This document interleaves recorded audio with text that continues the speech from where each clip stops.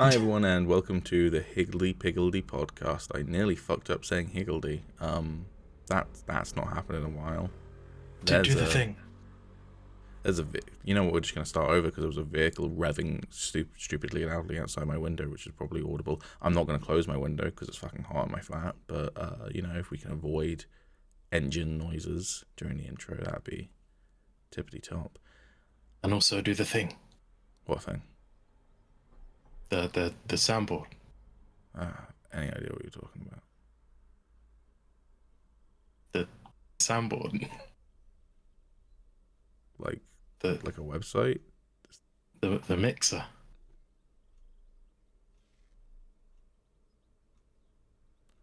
Hi everybody, and welcome to the Higgledly podcast. It's on random. This is infuriating. That's crazy. Every single time. Every single time. It genuinely doesn't make any sense. But just... yeah. Maybe the first one is always Chester, and then it shuffles. Like, I bet if you do it again now, it'll be something different. Well, yeah, it will be. But... the Piggledy podcast. But, yeah, I think that you might be right. It might be a bit like when you're on Spotify. We've derailed the intro to the show already. Yeah. When you're on Spotify, and rather than just clicking shuffle on a playlist, you're already on shuffle, but you click into the playlist and select a song to play, it's always going to start with that song. Maybe it's like that. I don't know why it's like that, but anyways, yeah. Hey, welcome to the... Didn't do anything that time. The Piggledy podcast. Thanks, Keanu. I'm Pete. It's Alex. I don't have COVID anymore. I had COVID last time. We didn't know for certain last time because I was waiting on tests, but I had COVID. Now I don't have COVID. But I'm still being responsible and isolating. That's my update. I have no updates. All right, thanks for watching. I haven't vomited this week. Hey, thanks for watching the Higgledly podcast. See you next week. Cool. What are we talking about today? I literally have no idea. Okay, let's have a look at topics. We've got some fresh news coming in today. But yeah, there's a couple of things we can talk about. Cool. We also forgot to talk about Moon Knight last week, and I don't know whether we've actually made a decision as to whether we're going to do 3 episodes of Moon Knight this week, or whether we're going to do a roll for insight when it's all done. Because we did the first 2 episodes on the podcast, and then missed a week. And then didn't go last I week. think we should probably just do roll for insight. At least it would be like a nice tight little package. So many thumbnail opportunities, though. There's been 6 whole hours of Moon Knight content for me to choose a thumbnail from. I think I know which one I'm going to go for. I'll give you a clue. It's kind of like a sort of situation. But yeah. Yeah, we'll have to try and make some funny faces ourselves to make it work. Yeah. But cool. So we'll do a roll for insight on Moon Knight. If you were like, they didn't talk about Moon Knight. We completely forgot. We did a nearly 3-hour podcast last week because we can't rein ourselves in and do a short podcast. I don't have the data to fully back it up, but I genuinely think that by and large, we're exponentially getting longer and longer every week. There may be a couple of weeks where we're a little bit shorter, but like the first podcast was like an hour and 45 minutes or something, and it's just gone doot, doot, doot, doot, doot, doot, doot, doot. And we still have never done your Witcher thing, which is gonna be like a podcast all on its own. So yeah. I mean, it's so strange to me because I swear each week we say like, oh, there's not even that much to talk about. And then we somehow go on for like almost 3 hours. it might be because we then talk about stuff like that, or we get distracted talking about the mixer and that sort of shit. Well, We're very good at distracting ourselves and not staying on topic. But hey, that's what podcasts are for mostly, right? So yeah. I mean, if you like our rambling, then that's good. Maybe along with the shorts that we've recently started doing, not shorts, not the clothing either, but as in like we're doing like excerpts from the podcast, which are just like shorter videos to kind of, you know, if you don't want to watch a nearly 3-hour podcast, there's some highlights basically. Along with that, maybe we should do the Ramble Bamble pod or something, which is just the excerpts where we're rambling and it's nothing to do with what's happened in the week. It's just us talking bullshit. I also came with that name on the spot. It's an awful name, I'm aware. I like it. What, the Ramble Bamble pod? Yeah. I think it's just as nonsensical as the Higgledy Piggledy podcast, but really. At least Higgledy Piggledy is an actual saying. Ramble Bamble is not a saying. Know, that makes it even more unique. This is true. Yeah. Anyways. But yeah, I tried tried out one of the shorts the other day just to give it a go. I was planning on doing another one over the last couple of days, but you're lazy. In all honesty, yeah. So I might get one done tonight as well, and then maybe get another one up tomorrow. But then it might be a double up. Oh no, I usually get it up by Wednesday because editing. Yeah, okay, no, that'll be fine. That'll work out. Yeah, I'm still trying to like figure out the days that I want to do it, because I could do like 3 clips and then space it over like every couple of days until, the next podcast releases. Although if there's like a really good podcast where there might be like 4 or 5 clips or something that I could put into shorter videos, then seems unlikely, but I mean, I didn't want to say anything, but yeah, I'll just play it by ear. I'll see what happens. I mean, it doesn't necessarily have to be exactly the same all the time, but I would like to get it into a sort of schedule just so there's some consistency. Yeah, we're not at anywhere near the point where we can be a YouTuber who uploads once every 4 months and still rakes in millions of views. Looking at you, Eddie Burback, and looking at you, Michael Reeves. I love those boys though. They make great content. Go watch their content. It's great. Anyways. But yeah, no, we are exploring other avenues of content until this asshole and another asshole do the Piston Cup, and then more content might follow after that. That's kind of like the big first production that we haven't done yet. So when's that happening? Wouldn't you like to know, Weather Boy? Oh shit! I don't have the clout of claiming to be boss anymore. We've got to get Callum to chase you up on it. Who, as your caption says, couldn't be bothered to show up, and it's definitely not that he's like ill or something. No, just plain lazy, just like me. Yeah, I think he's great. So the Batman's getting a sequel. Yes, I was quite excited to see that so early on. I mean, I guess it's not that unexpected, but no. I think it's this weird time for Warner Brothers. First of all, I don't know if you've seen, like, Warner Brothers have been, or DC or something, have been bought out by Warner Brothers Discovery, which confuses the heck out of me because I don't know how that's different to Warner Brothers. But either way, there's some big shake-up going up at Warner Brothers, which has caused stuff to be cancelled and whatever, and supposedly them like realigning the priorities and such like. But also just like post-COVID, post some stuff going to streaming and some stuff not going to streaming, and that mixture. I think it was a very similar situation to Dune, which was just like, hey, this movie cost quite a lot of money, although the Batman, comparative to some superhero movies, didn't cost that much money. Still a lot, but, it's on the cheaper side of superhero movies these days. But I think it was just like if it's complete dud, we don't want to commit to a full franchise, which I respect, frankly.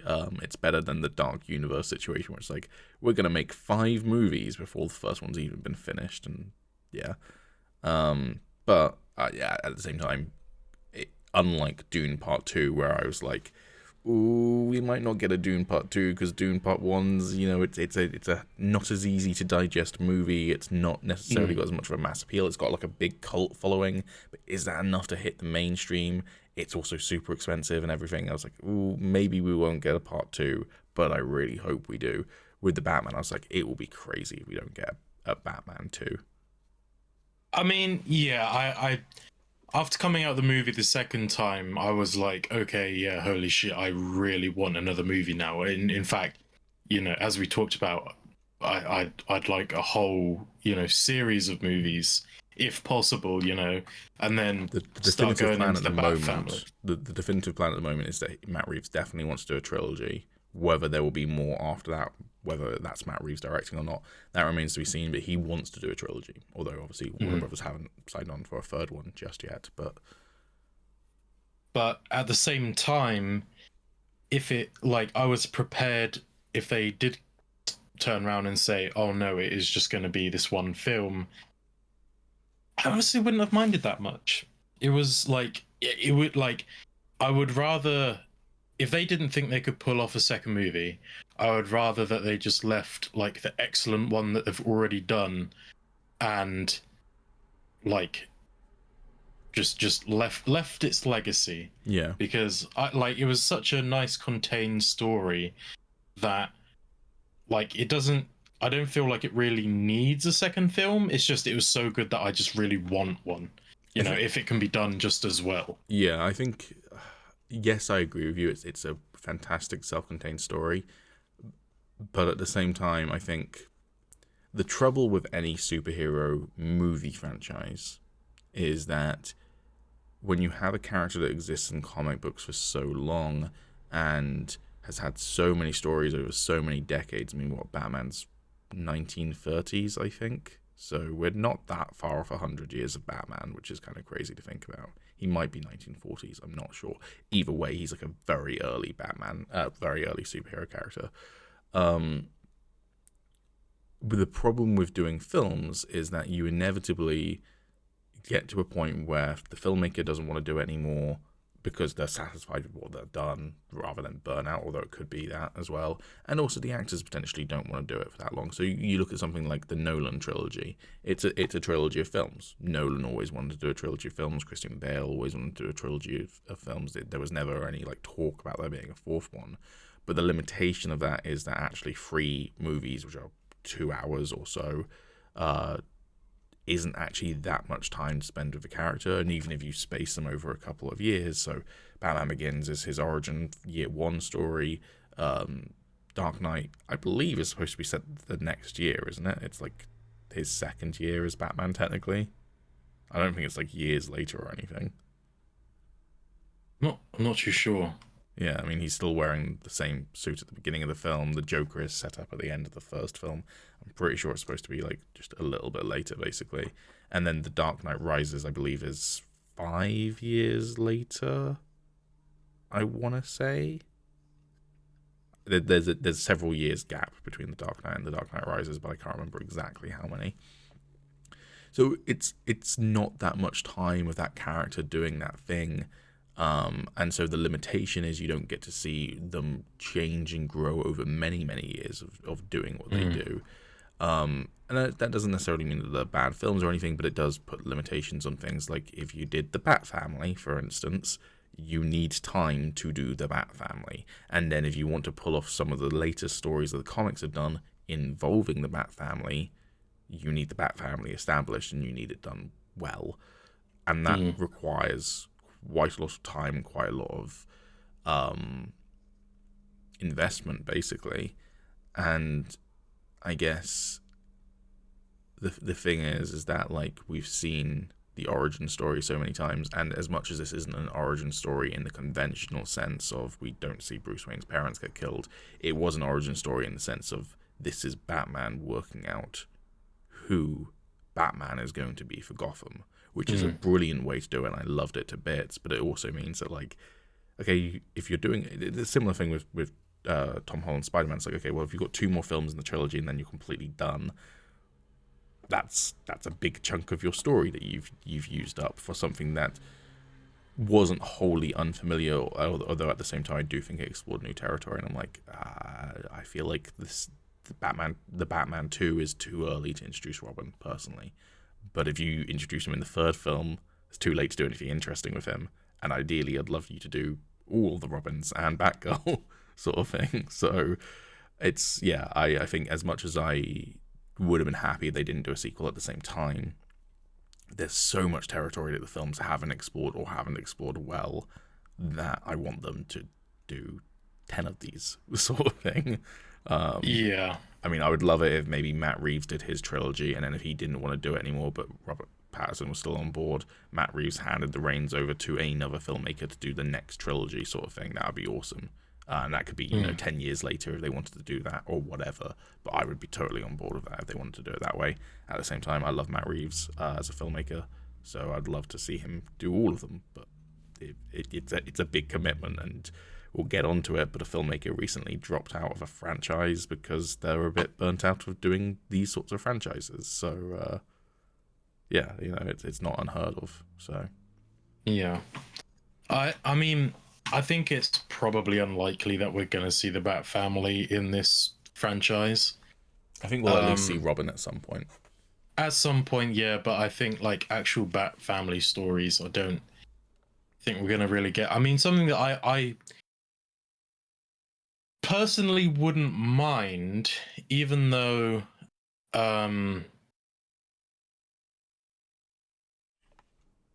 I still would like the lead up to it, and I think it would be better if they were established, is if they do a few Batman films and then maybe they introduce like a young Robin into that world, and then they make a movie where it's a time skip to where Robin has grown up, and then it can introduce the other Bat family members. So it's pretty much a contained Bat family film. And I'd like to see the fight for the cow, where then Dick ends up becoming Batman, and have like Tim and Damian in it and everything. I think that could work quite well, and it's something that we still haven't seen in live action. Like, we've seen the different Robins and everything. Obviously Jason as well, but he'd probably play a kind of smaller part because he'd be off doing his own shit. But yeah, he could be like played even by though Ben we've Affleck.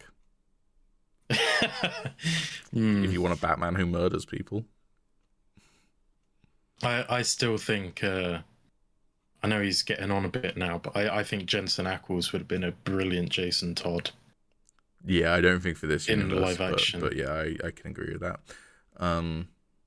But yeah, like we've seen the Bat family in different live action iterations, but I'm talking about like the actual characterizations of the Bat family, and not just like that absolute butchered versions like in Titans, for example. Yeah, I suppose it's interesting to think about, could they theoretically do at some point down the line a film that just has, like, it's, there's been a time jump since the last film, and Batman just has a Robin at that point, and we don't have to see him obtaining a Robin, for want of a better term. He's just there. Because the logic they use with this film is, well, you already know his origin story, so we don't need to retread his origin story. We don't need to fully retread any of the lore, really. I did see a criticism from an actual film reviewer saying that my one big criticism with the Batman is, why would Gordon trust this guy? Really? You need that spelt out for you? I mean, one, he always does in all of the other stories, so we know he does. But two, we don't need everything spoon-fed to us. And the film literally has a line where Gordon says, I don't even know your name, sort of thing, after Batman says that he trusts Gordon. So you get the sense that, yeah, they do trust each other, but they're still, like, they're navigating this relationship sort of thing. And I mean, it's pretty obvious as well, because Batman has only pretty much ever, gone after criminals and everything. And I mean, that's pretty, like, well established. And, he's literally, like, unrooting all of this, what's it called? Corruption. Yeah, corruption within the system. And Gordon is literally surrounded by bent cops. So, like, except for that one guy. I guess except for all of the cops were outside when Falcone was arrested. Even in that scenario, not necessarily. They could have just been like, well, you join the winning side, sort of thing. It's Falcone's going down, so be one of the cops who helps the arrest. But that was the thing that Gordon was getting at. Yeah. And so you've literally got all these bent cops, which are literally, like, known to be, or their whole jobs are to protect and serve. And they're not. So they're absolutely going against everything they stand for. Whereas you have this one guy who is actually doing their jobs for them, and in Gordon's mind hasn't really proven otherwise. So it's like, well, it's kind of easy to see why you would trust him in that situation. But yeah, so with all of that in mind, so us knowing those origins and not needing them spelt out for us again, and just being able to do a film where a lot of that's already established, and there's still a lot of establishment going on with characters like Penguin and Catwoman, and as I said, Batman working out who the Batman is to Gotham.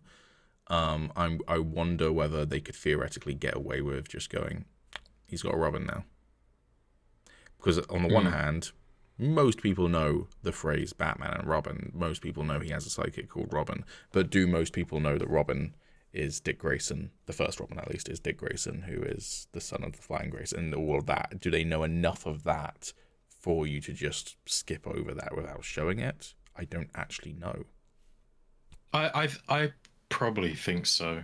Honestly, I think Robin is amongst Batman fans, sure, but amongst just like purely casual, like my mum is the example I'm always going to use is my mum is just such a casual viewer of these sorts of things.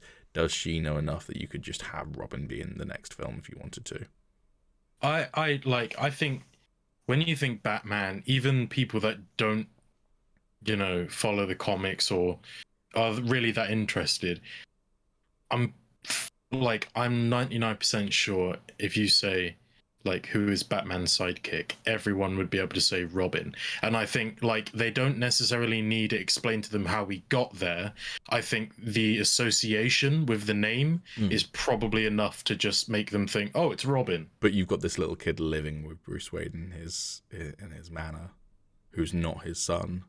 Do you not think that might confuse some casual viewers who don't know that backstory about it being spelt out? I mean, maybe. I don't think it would be as much as a problem as we might think. Yeah, and frankly, I think a filmmaker like Matt Reeves can probably do it. But I'm really just throwing that idea out into the wind. It's like, do they need to do the origin for each of these characters, or can they just kind of the next film set 5 years later and the situation has changed, sort of thing? At the same time, I would love to see it properly played out, and also, as much as I want us to get to later Batman stories, I 100% want the next story to be set while Gotham's still flooded and it be a Mr. Freeze story in winter. I think that's such a cool concept, but we'll see. That would be really cool, actually. Yeah. It kind of, like, I know you're not very excited for it, but Gotham Knights, I'm excited enough that I'm gonna buy it and play it, but I'm like, it's not quite the game. I think the biggest gripe I have with Gotham Knights is that Gotham Knights should be set in the Arkhamverse, and I don't get why it's not. And meanwhile, I don't get why the Suicide Squad is set in the Arkhamverse when it's. Have you, by the way? So there's a couple of things that are like breaking canon with the so far established Arkhamverse. The biggest one, just because he's already appeared in 2 games, being Floyd Lawton, is now African American. Have you seen what Rocksteady's explanation for that was? No, but I have a feeling it's going to be pretty bad. Turns out the Floyd Lawton that Batman fought in Arkham Origins and Arkham City was an imposter who wasn't the real Floyd Lawton. And then the real Floyd Lawton assassinated him. He just so happened to have all of his skills. Yeah, but he wasn't as good, apparently. Oh, right, okay. But my logic with that is like, okay, well, Deadshot first appears in Arkham Origins, which is Year 1 Batman, end of Year 1. And then appears in Arkham City, which is, we don't know exactly how far into his career, but long enough that he is at Tim Drake Robin at that point. So, third Robin in at that point. And from the age of characters like the Joker, I'm going to go ahead and assume at least 20 years later.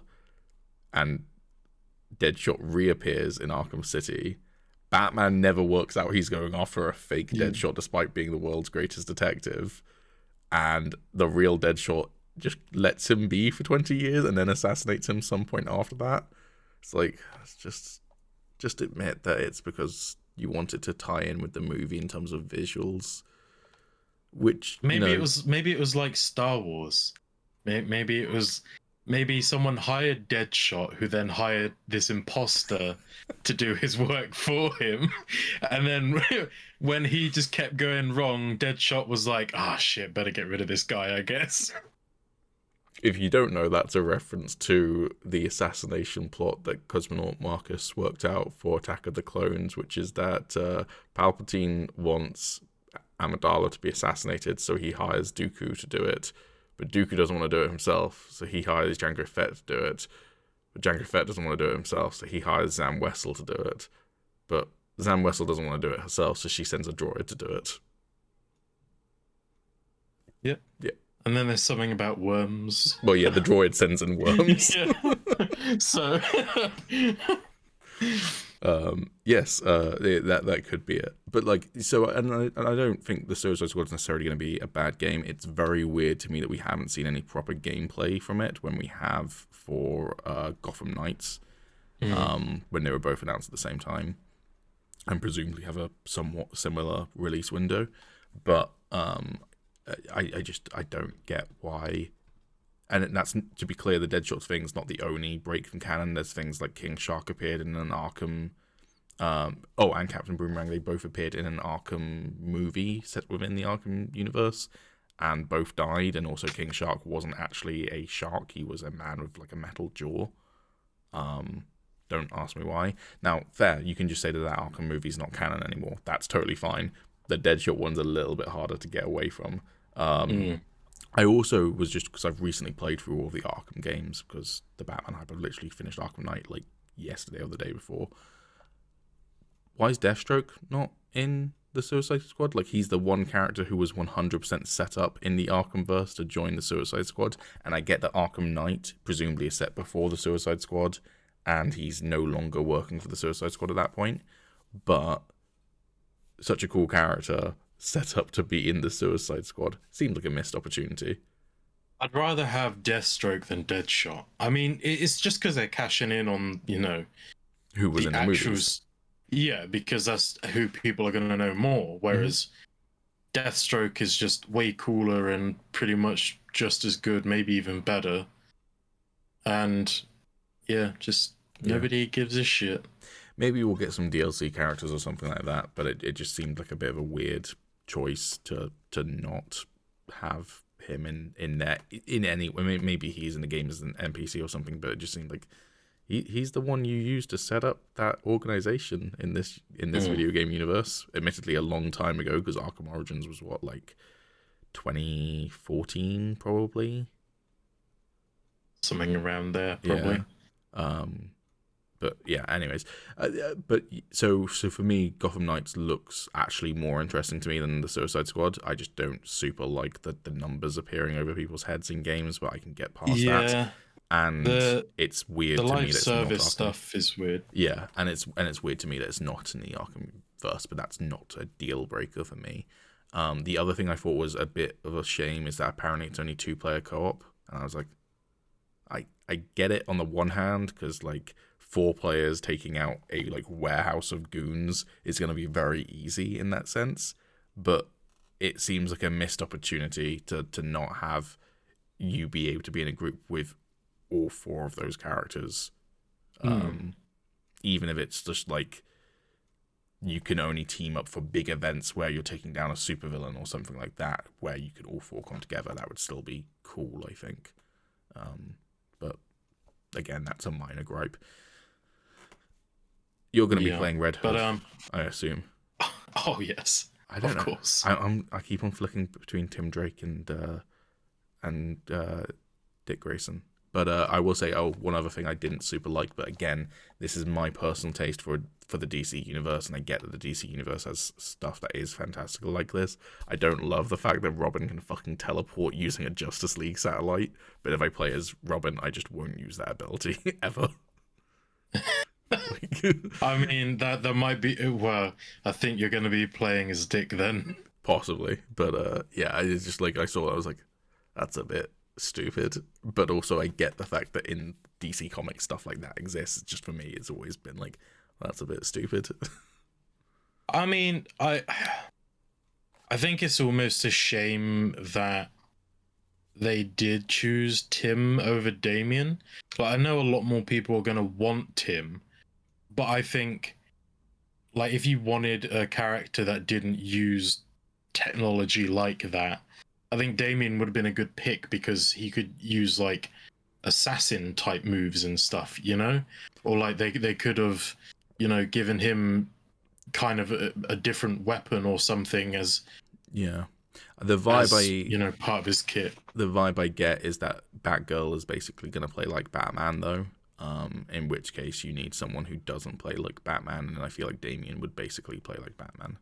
Also, again, this comes back to, I feel like I 100% think that Gotham Knights was at one point a sequel to Arkham Knights, and then at some point someone told Warner Brothers Montreal, no, you've got to change plans, because so much of it is set up like it's a sequel to Arkham Knight, including the fact that you've got Batgirl, who in the trailer we see was in her wheelchair as Oracle at one point, so that is consistent with Arkham Knight, obviously consistent with a lot of versions of that character, but also there are versions of Batgirl who are never paralyzed, so, or before she was paralyzed, so that one's consistent. No mention of Joker in the trailer, that's worth mentioning as well. And then you've got Nightwing, Tim Drake, who is the Robin at the point of Arkham Knight, and Red Hood, who is established at the end of Arkham Knight. Spoilers alert, I guess, for a very old game. So yeah, I was just like, you've got the same cast of characters. There is one thing that is maybe a bit inconsistent with Arkham Knight, which is that there is a DLC in Arkham Knight where you get to interact with Mr. Freeze. It's his like story DLC. And it felt like at the end of that, Mr. Freeze was going to give up being a criminal. But it's not said for certain, so the fact that he's in one of the gameplay trailers doesn't inherently break away from it. But it's like, oh, it's a bit of a shame that he turned back to crime after being reunited with his wife and making peace with all that. But, you know, if it was set within the Arkhamverse, you'd be like, it's a bit of a shame, but it's not inconsistent necessarily. But yeah, everything else so far seems consistent with it, which is just weird. It's just weird. Well, now that you've mentioned Mr. Freeze again, that brings me around to the point I was making in the first place. In Gotham Knights, in the trailer, obviously there's quite a large portion of it where they're going up to fight Mr. Freeze. Yeah. And, you know, like the whole, like it's kind of like there's like a hole in, like, what is it, like a building or a mountain or something, and it's all just covered in ice and snow, and like the whole outside of it and everything, like on the street, is ice and snow as well. Like, I'd love to see that in a Batman film. I think that would just be like amazing visually. Yeah, I totally agree. Also, I want to see the bat skates. Yes. Bring back the bat skates. It's bat. But briefly going back to Gotham Knights as well, I do think, again, from the gameplay trailers we've seen, it looks like you're going to be able to drive around Gotham in the various vehicles, but it also looks like it's going to be some excuse as to why Gotham's basically abandoned. And after PS4 Spider-Man came out, I was like, I love the Arkham games, but this is a better superhero game in terms of making me feel like a superhero, because you are Spider-Man living in the city that he lives in. You get to interact with the people that he's rescuing. It's also a story that takes place over weeks of this character's life, and I think that's far more interesting than the one hellish night thing, which works for the Arkham games, but also means that by the fourth one, I was like, boy, Batman works long hours, doesn't he? I've apparently played 117 hours of Arkham Knight. That's one hell of a night that he had. Yeah, Christ. So, like, I would love to see if Gotham Knights' storyline takes place over multiple days, and I would love to see if it's not an abandoned Gotham, and then when you're going up against people like Mr. Freeze, that's when the city, or that area of the city, gets abandoned. That would be fair. But I think, you know, ultimately, I would love to see a Batman game, whether you're playing as Batman or not, where it feels like Gotham is a lived-in real city rather than an abandoned hellscape that you're fighting to save. It's been done a lot so far. And that's partially why I think, as much as I think Arkham City is my favorite game in the Arkhamverse, I think Arkham Asylum is this beautiful game because it works as this like fairly self-contained story where you don't need to make excuses as to why it's just him against this one area because it's the asylum and it's been taken over. Like, it works very cleanly, and it's just, yeah, it's a beautiful little story compared to the others. So maybe that's how Arkham Knight ties into Suicide Squad. Maybe it wasn't just one hellish night. Maybe they thought it was, but it was actually days and days and days. And what it actually was Brainiac put Gotham in a bottle. maybe. It would also explain why I get it with Arkham Origins. Maybe, well, Batman's not part of the Justice League at that point, and it's just a bunch of assassins trying to kill him. And then things go worse. Arkham City, okay, yeah, it's a bit of a bigger deal, but things don't really go super pear-shaped until the very end of Arkham City. Arkham Knight, Scarecrow's like, I have got the entire city to evacuate because I'm going to set off a fucking fear nuke. And, like, the rest of the Justice League are like, yeah, Bruce has got this. Yeah. They're just like, oh, Scarecrow did our job for us. I mean, okay, all right, cool. Yeah, like Cool, he's got this. Superman's like, I could theoretically fly into Ace Chemicals, steal that bomb, and just fly it up into space. Bruce has got it. But then that's inherently the problem with any of these like solo stories where things get really, really bad. It's like, where's everyone else during this? It's like, you know, in Spider-Man No Way Home, it's like things are getting real bad at the end of that film, and it's like everyone else is like, Sam's just like, well, Tony doesn't pay my paycheck anymore, so but yeah, I mean, it's a minor gripe, and I'm sure Superman was busy with other bullshit, but yeah. See, he was outside of the bottle. Well, exactly. But then they have to explain how Harley Quinn got out of the bottle, because she's in Gotham during Arkham Knight. Well, maybe Superman and the rest of the Justice League destroyed the bottle, so then Gotham popped back out, and then that's when they got taken over by Brainiac. So then it's down to the Suicide Squad to handle it. Yeah. See, got it all figured out. You got it all figured out. Also, I wonder whether, do you remember Arkham Knight's like true ending, which I'm fine with hidden endings. It pisses me off when you finish a game. It's like, oh, but you didn't do all the Riddler stuff. Do all the Riddler stuff to get the true ending. It's like, no, fuck off. Do like it's a post-credit scene. Don't call it the true ending if it's like that, because I want to beat the game and get the true ending, not 100% a bunch of fucking riddles. I've never 100%ed any of Riddler stuff. It's too much bullshit. But do you remember that ending? It's not the Nightmare Bat, is it? Yeah, that's it. Oh, it is, right. Do you think that's going to show up in any way in the Suicide? Like, do you think that's going to be relevant at all to the Suicide Squad? Because it was very much like, that's the future of the Batman, is this weird nightmare hellscape thing. It's like, maybe Brainiac didn't go after Batman because he's dead, and then he shows up and he's like, yo, I'm a nightmare bat now, woo, fear toxin.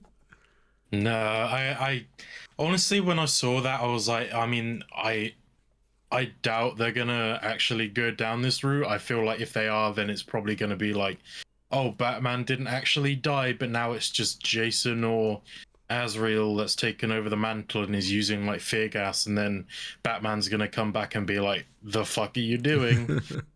Like, yeah, I felt like that was something. I mean, don't get me wrong, I would have liked to have seen Azrael or Jason take over the mantle and then have like just really brutal like Arkham games, but like, I'm afraid I knew it wasn't going to happen. A story DLC confirms that Jason becomes Red Hood in that universe, so it'd have to be Azrael. Yeah, I know. Or Damian, because Damian never showed up in the Arkhamverse. So, and his mum's dead, so maybe he's angry.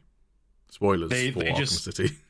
They just redo the whole of Arkham Knight, and instead of Jason, it's just Damian. Yeah, I mean, I think that's the one gripe. I don't love Arkham Knight in some ways, and in other ways I love it. I think visually it's beautiful. Storyline is pretty fucking solid. Voice acting, as per usual, is great. I particularly love. I can never remember the actor's name, but he's the guy who plays Denethor in Lord of the Rings. He's the voice actor of Scarecrow in Arkham Knight, and he just eats that content up. He's so good in that role. Completely different to Arkham Asylum's Scarecrow voice actor, which is much more like, "Ooh, I'm high pitched and I'm Scarecrow," and it's like, "All who follow you will abandon you." It's like the super gravelly, like, yeah, it's great. But I do have one gripe with the story, which is that genuinely, when going into Arkham Knight for the first time, at least for me, I didn't know who the Arkham Knight was. I had suspicions, but I didn't know. And it's about 3 hours of main storyline stuff, and you can do a bunch of other stuff in the meantime, so it's potentially like 20 hours early, where the game really tips its hand at one point, where it's like you're going through the film studio sequence with Robin, and you keep on having visions of what happened to Jason, and then Joker keeps on going, "Oh, poor Jason, blah, blah, blah, blah, blah, blah." And there's just like loads and loads of hints hitting you about Jason. It's like, so the Arkham Knight's Jason, huh? It's like my suspicion at the beginning of the game, which is like, it could be Jason, was like, oh, it's 100% Jason then. Like, you've 100% shown your hand way too early.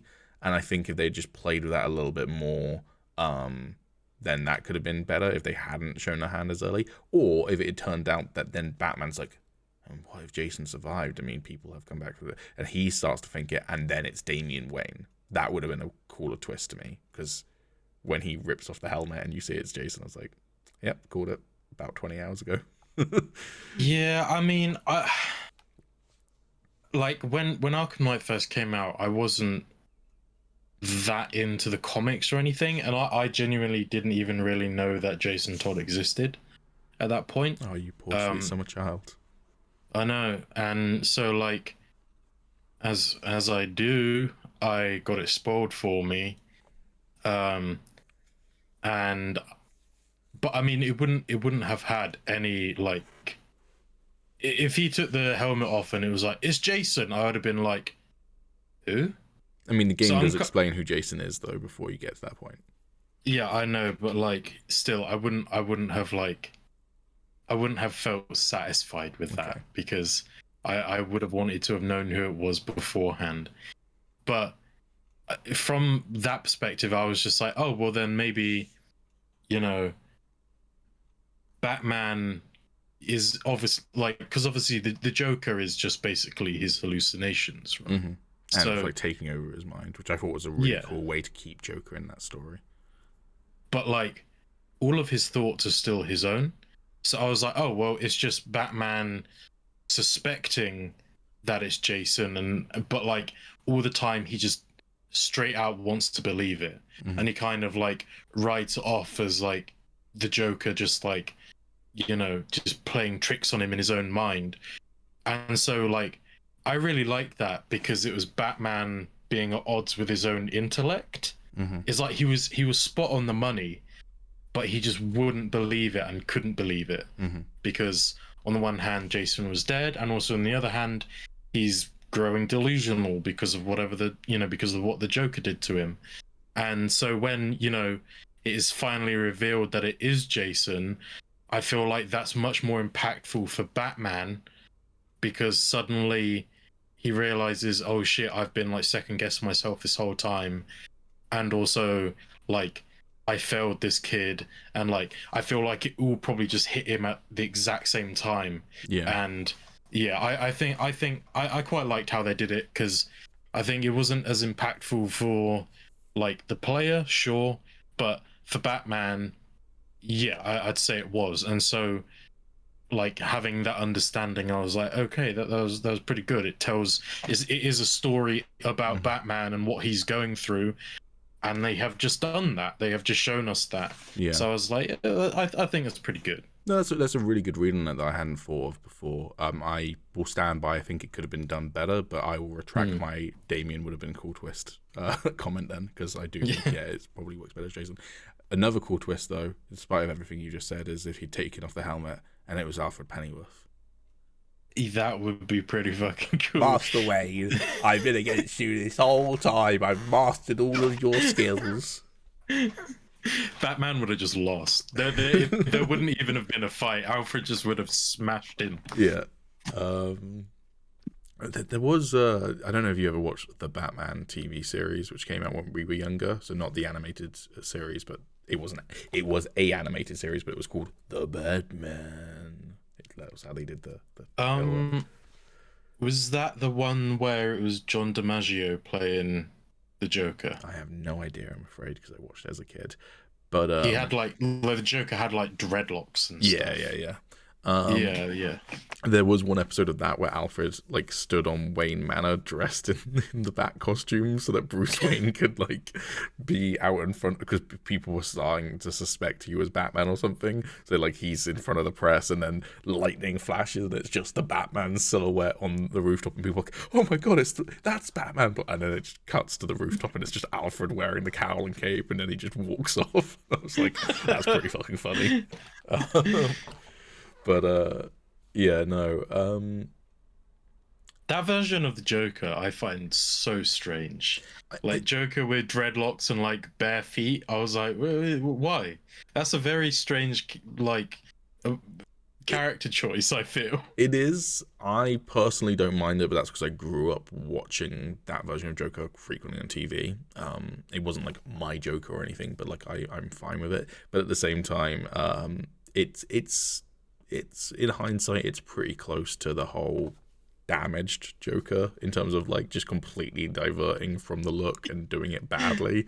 But that one's much worse. So, but yeah, I think it's very much a thing of if you watched it growing up a lot, then you'll probably be fine with that design. But if not, even if you try and get into the show now, which the show is pretty decent from memory, and like I've heard people compliment it as adults, but yeah, it's a weird Joker design.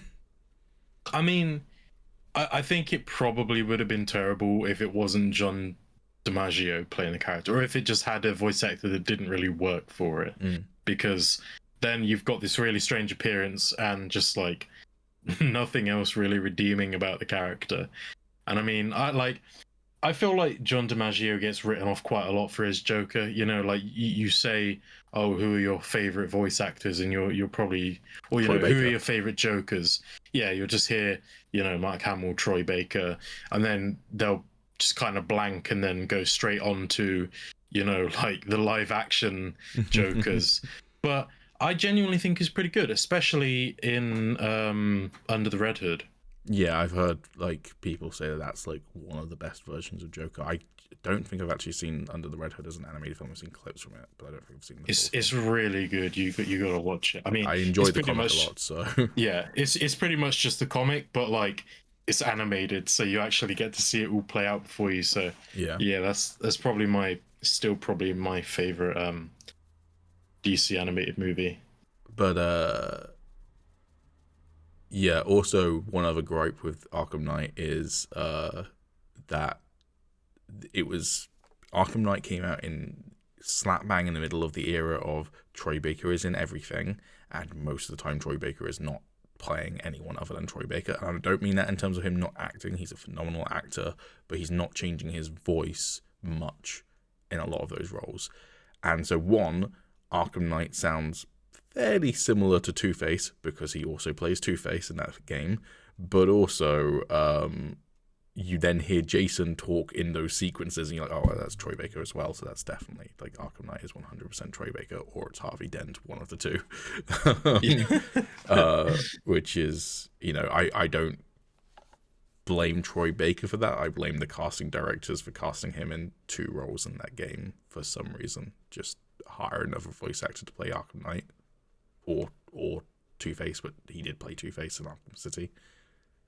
Didn't Mark Hamill come back for the Joker in Arkham Knight? Yeah, no, so I'm talking about the Arkham Knight himself is Troy Baker. Oh, yeah, sorry. Yes, it's Mark Hamill as Joker, and then Troy Baker played Joker in Arkham Origins. Yeah. But yeah, no. And to be fair, as much as I much prefer Mark Hamill and John DiMaggio as Joker, I do think Troy Baker does a pretty good Joker, and he doesn't sound like Troy Baker in Arkham Origins. He does sound like Troy Baker when playing Black Mask, being played by Joker in Arkham Origins, but whatever. Yeah, I mean, I really like Troy Baker's Joker, but I now realize the only reason I like it is because he's doing Mark Hamill's Joker. Yeah, he's trying to do it quite close to it. Yeah, so yeah. So yeah, I mean, like it's a pretty good go at it. I think. I mean, Troy Baker is really talented. I can't stress it enough. I think he is a really talented guy. But yeah, I don't even know why they didn't just get Mark Hamill to do Origins, really. I know they were trying to do a younger Joker, but I mean, would it really have changed that much? Yeah, I really don't know, because they also didn't do Kevin Conroy as Batman. It was I can't remember who did it in Arkham Origins, but it was not him. So maybe it was just a case of maybe they couldn't secure one of them and therefore didn't want to use the other one as well. But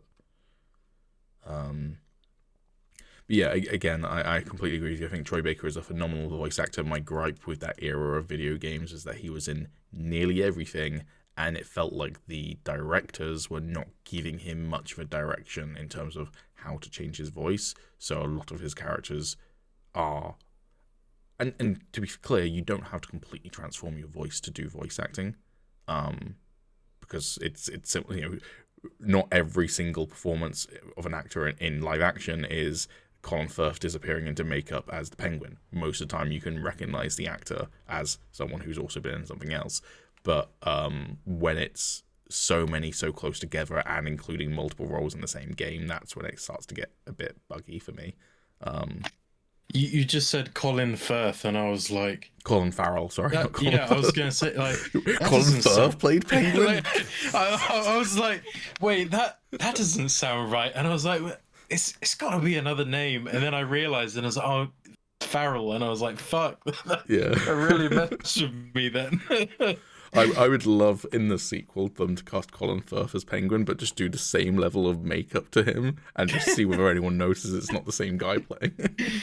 Yeah, because it was like, oh Christ, I can't. The guy that plays Gordon, it's John something, isn't it? What, in the Batman? Yeah. God, now I'm blanking on his name. I don't even think it's John something. I'm thinking of Jonathan Banks, but that's... No, it's not him. No. That's going to really bug me. He's a phenomenal actor as well.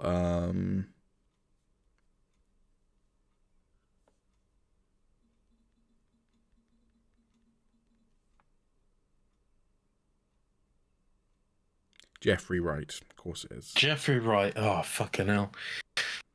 Blanking on names today. Yeah.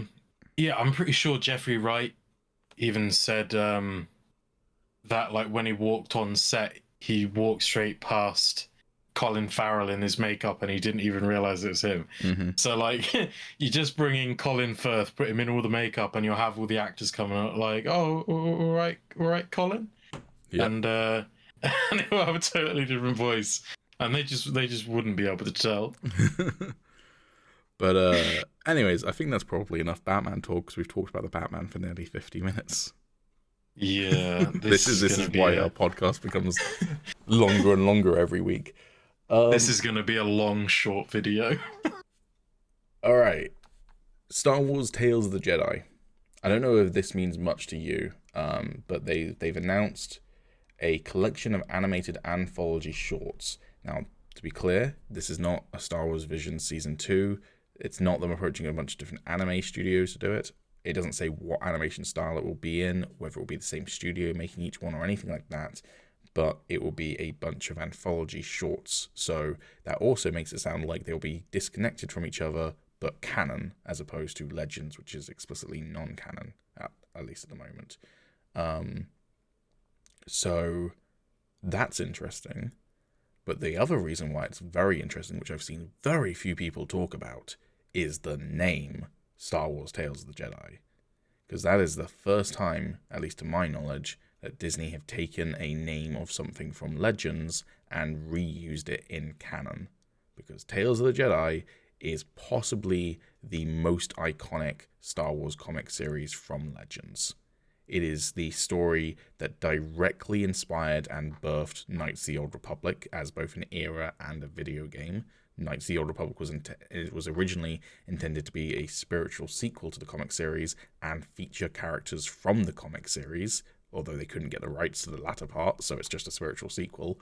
Tales of the Jedi explores characters like Exar Kun, possibly one of the most iconic Sith Lords from Legends. It explores the origins of the Sith religion on Korriban. It explores Ulic Queldroma and K. Queldroma. God, K. Queldroma is a bit of a mouthful to say out loud. Who are two super iconic Jedi. Nomi Sunrider. It's a really significant part of exploring old Star Wars lore in comics, and then lots of other comics and books and such like then explored more eras, older and later on and such like. But this was, if memory serves, this was the first time they went that far back in Star Wars Legends canon, and it's super influential, and they've nicked the name for this anthology series, which makes me go. Didn't you say that it introduced Darth Bane and the Rule of Two as well? I got it confused with another series called Jedi vs. Sith. For that one. So that one's not quite that one, but it's still like Jedi vs. Sith is quite possibly the next most influential in terms of the story of the Sith through the Old Republic era. So yeah, that's a pretty fucking big deal. Tales of the Jedi name, Nick. I have to assume that means that they're going to be doing some stuff Old Republic era, potentially. I hope so. Like, I don't necessarily know if it will be Revan sort of stuff, but my guess will be that this will be an anthology of shorts telling the history of Star Wars. Maybe go way, way back and start exploring closer and closer and closer to the High Republic era, and maybe stop just shy of the High Republic era just because we're getting Star Wars Acolyte, which will be a series set within the High Republic era. But that's going to be interesting if they do that. You know, they could do a half-hour short on the Exar Kun stuff, for instance, which is like the rebirth of the Sith, basically, is the Exar Kun story. He's also the first guy in Star Wars Legends to use a double-bladed lightsaber. Yeah. I'm pretty sure that came out before Darth Maul as well, so technically Darth Maul owes Exar Kun that design. So, yeah. What I don't know, just to be clear, is that if you look up any articles about Tales of the Jedi, most of them are using a logo, and I don't know whether this is the official logo that Disney have announced or whether it's the one from the comic, because it is the one from the comic. But if Disney have gone, this is the logo for the series we've just announced, then it's also the one from the comic, which even more screams that they're basically taking lead from the comics. And the comics are not anthology, but it's kind of split into, if memory serves, it's 4 story arcs. And I want to say it's the first 2. It's either the first 2 or the first one follows one story featuring the Queldroma brothers and Nomi Sunrider. Then it does a completely different story set hundreds of years before about the Empress Tata system, which is basically the Sith religion on Korriban is basically that story. And then it finishes off the Queldroma story, which features Exar Kun. So there is one arc which is completely disconnected from the rest of it. So there is an element of anthology there, I guess, but by and large it's not anthological.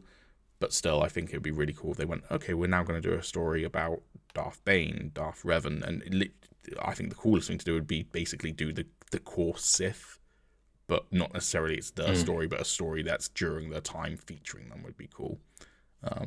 But that's just me theorizing based on the name. It could be nothing. It could literally just be that they were like, that's a cool name, and then someone was like, oh, there was a comic series in like the 90s that used that name.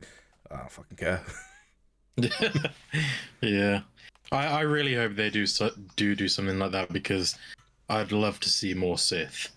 Like, I mean, because in live action we've only really heard about 3 like, like, Well, like outside the of the ones who three, appear in like, the films.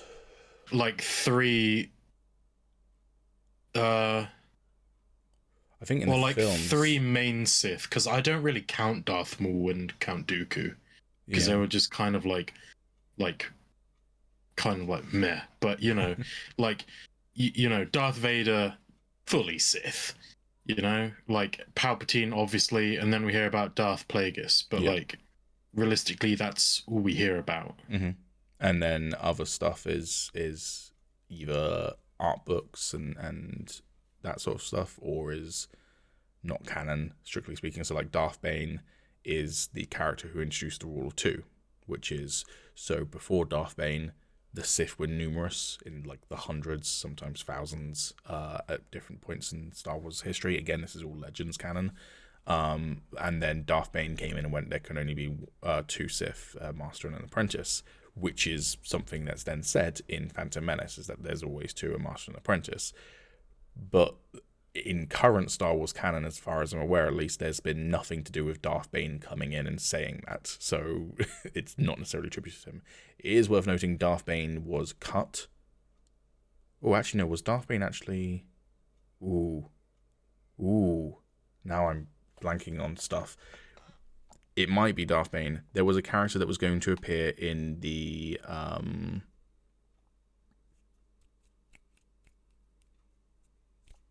the Living Planet arc. I can't remember the name of the planet now, because it's something close to Morbius, and now I'm thinking Morbius, and it's not Morbius, and that's driving me insane, because Morbius has rotted my brain, and I haven't even seen the fucking movie. It's the arc where they go to a like living planet, and they meet like the embodiment of the dark side, the light side, and the father, who's like the neutral side in Clone Wars. Oh, yeah. I know what you're on about. Fuck, It begins with M.O., I'm pretty sure, but I can't remember. But anyways, there was a Sith Lord... Is that where Obi-Wan sees Qui-Gon? Yes. Yeah. So in that arc, at one point there was going to be a vision of a Sith Lord who was cut out, and I'm pretty sure that was supposed to be Darth Bane. And then there is a Sith Lord who shows up in season 6 of the Clone Wars, but I can't remember who it is, because it doesn't look like the Legends design one way or the other, so I can't remember who it's supposed to be. Hold on, researching, because that's going to bug me now. So that Sith Lord is therefore, I guess, canon. Okay, hold on, I'm on the Wikipedia page for the web for the episode. Who does Yoda meet on Moraband? I keep forgetting it's called Moraband. Keep wanting to call it Korriban. Yeah, literally. Yeah, that was Darth Bane as well. Cool.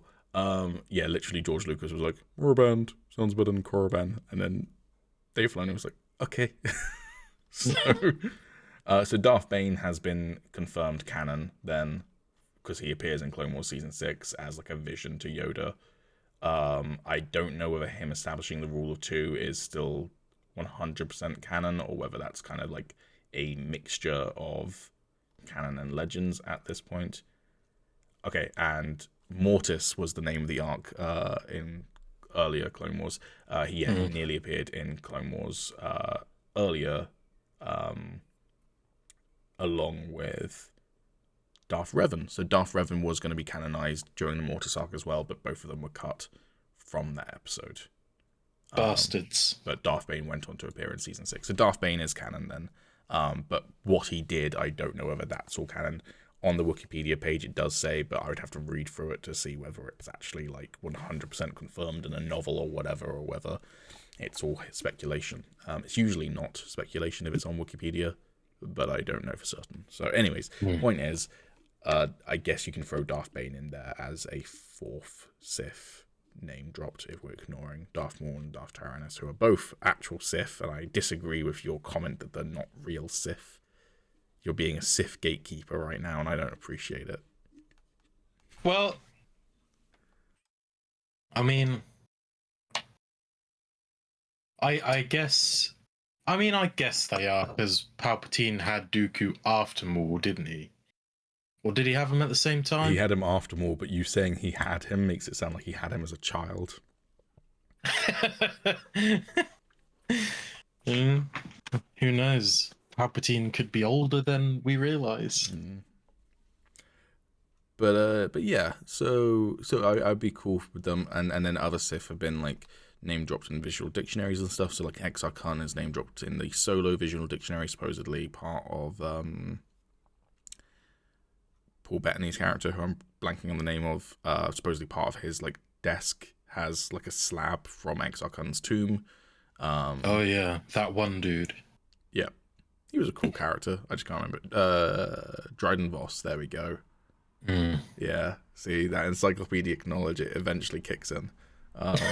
And all this useless information that anyways, and then a bunch of the different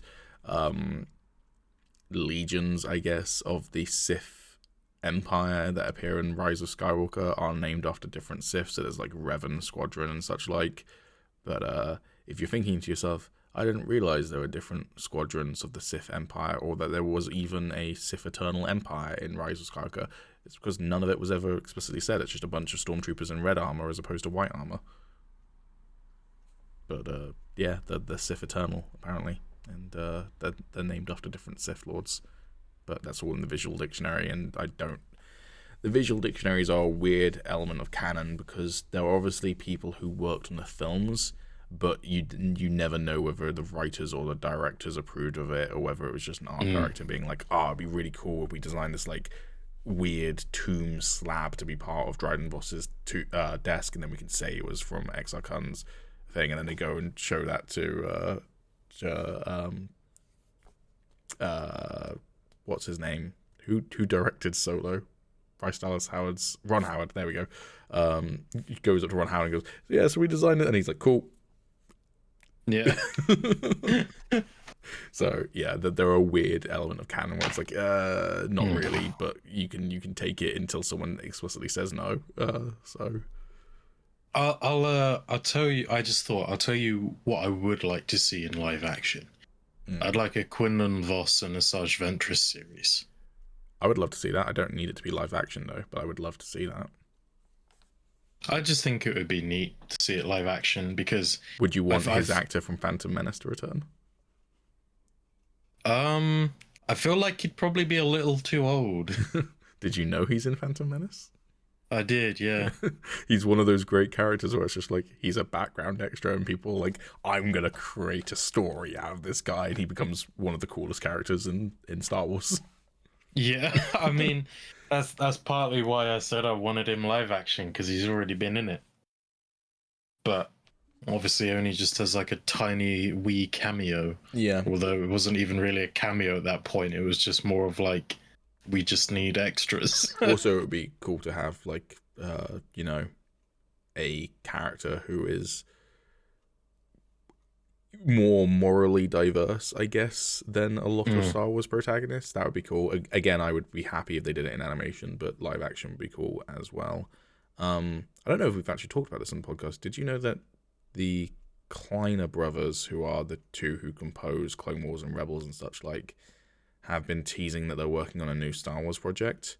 And it obviously could be Tales of the Jedi, which has just been announced, but people are theorizing it might be another Clone Wars / Bad Batch style animation show that they haven't announced yet. And they confirmed it's not Bad Batch Season 2. They are also working on Bad Batch Season 2.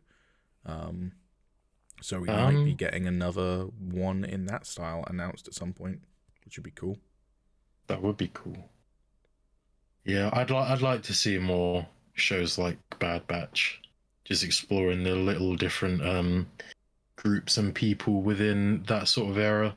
Yeah. And like sort of navigating their way into this new world dominated by the imps. Yeah. But yeah. Also, Bad Batch Season 2. When's it happening? Tell us. Hopefully it'll be announced at Celebration. I still haven't finished it. Bro. I can't bring myself to do it because I'm just going to be so sad at the end of it. I know I am. It's so good, though. I know, but I have a feeling what's going to happen. I haven't had it spoiled for me. And I know what's going to happen, and I don't... I'm good at doing a poker face. What do you think's going to happen? I don't even know where you got to, but what do you think is going to happen? I think, dude, I can't even fucking remember like most of their names by now. You got Tech. You've got I was going to say Heavy, but that's Team Fortress 2. Yeah, see, it's not that easy. No, it's not that easy. Fuck. It's not Bruiser. You got Tech, Hunter, Echo, and then you've got Sniperino, the Spy, and you've got the Heavy. Yeah. God, that's really gonna annoy me. Who are they? What are their names? Yeah. To be fair, it's been like over a year since that show came out, so I've got an excuse to forget the names. But it's not Bruiser or anything for the Heavy guy. No, it's oh Christ. You got Omega's big brother. I guess they're all her big brother / not her big brother, depending on how you look at it. But you've got him, and then you've got good soldiers follow orders. Yeah, fucking cross marks. I think it might crosshair. It's Crosshair, yeah, that's right. And then the Heavy. The Heavy. And my phone is not Googling it, so he's not even that big of a heavy weapons guy. He uses like a heavy blaster pistol or something. He's just big and strong. Oh, come on. What is his name? It's literally killing me. Okay, it's finally Google through. Literally my favorite one of them as well. Besides Echo. Here's an interesting thing. Googled the Bad Batch. It's got the cast here. It has D. Bradley Baker, who is the voice actor of all clones in the animated series, and therefore also voice acts the Bad Batch. And it's hilarious in the credits. It just credits him as voicing the Bad Batch rather than voicing all of them individually. But on Google, it has him down as playing Cut Lorquain, who I'm assuming is another character he played in the Bad Batch at some point, who I don't recognize the name of. But like, is Cut the clone that had the family on the farm? Possibly. But yeah, I just find it funny that he gives him credit on that on Google and not all of the other characters.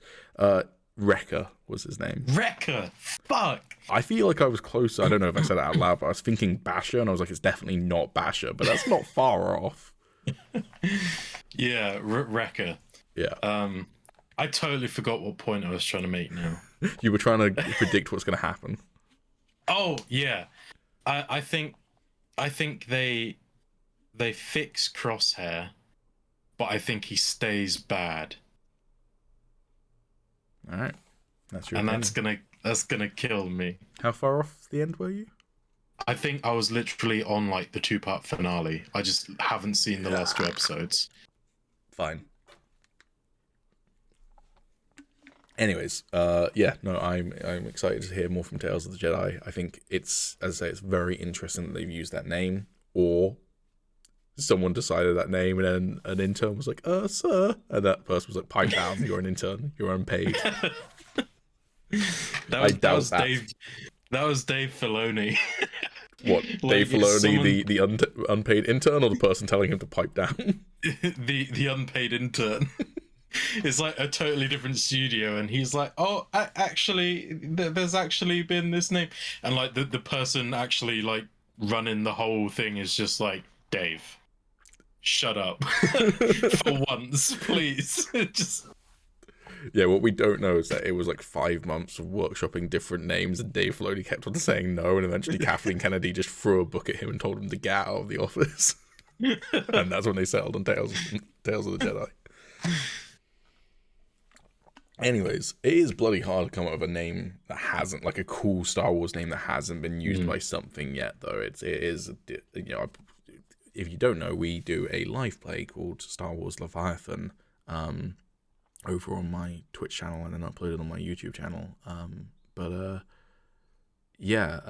That one, I don't love that name. I just named it after your ship, which I like as a name for the ship, but I don't love it as a name for a series. It sounds a bit I've got a really good name for another Star Wars campaign that I want to run at some point, but Oh yeah. It's not this one, and I don't want to announce its name in case someone steals it.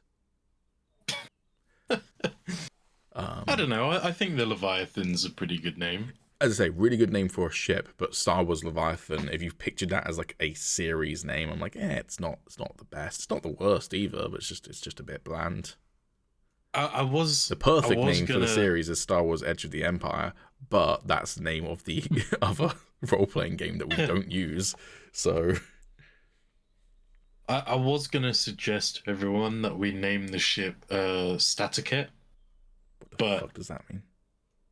The Staticat, that's the Leviathan that we killed.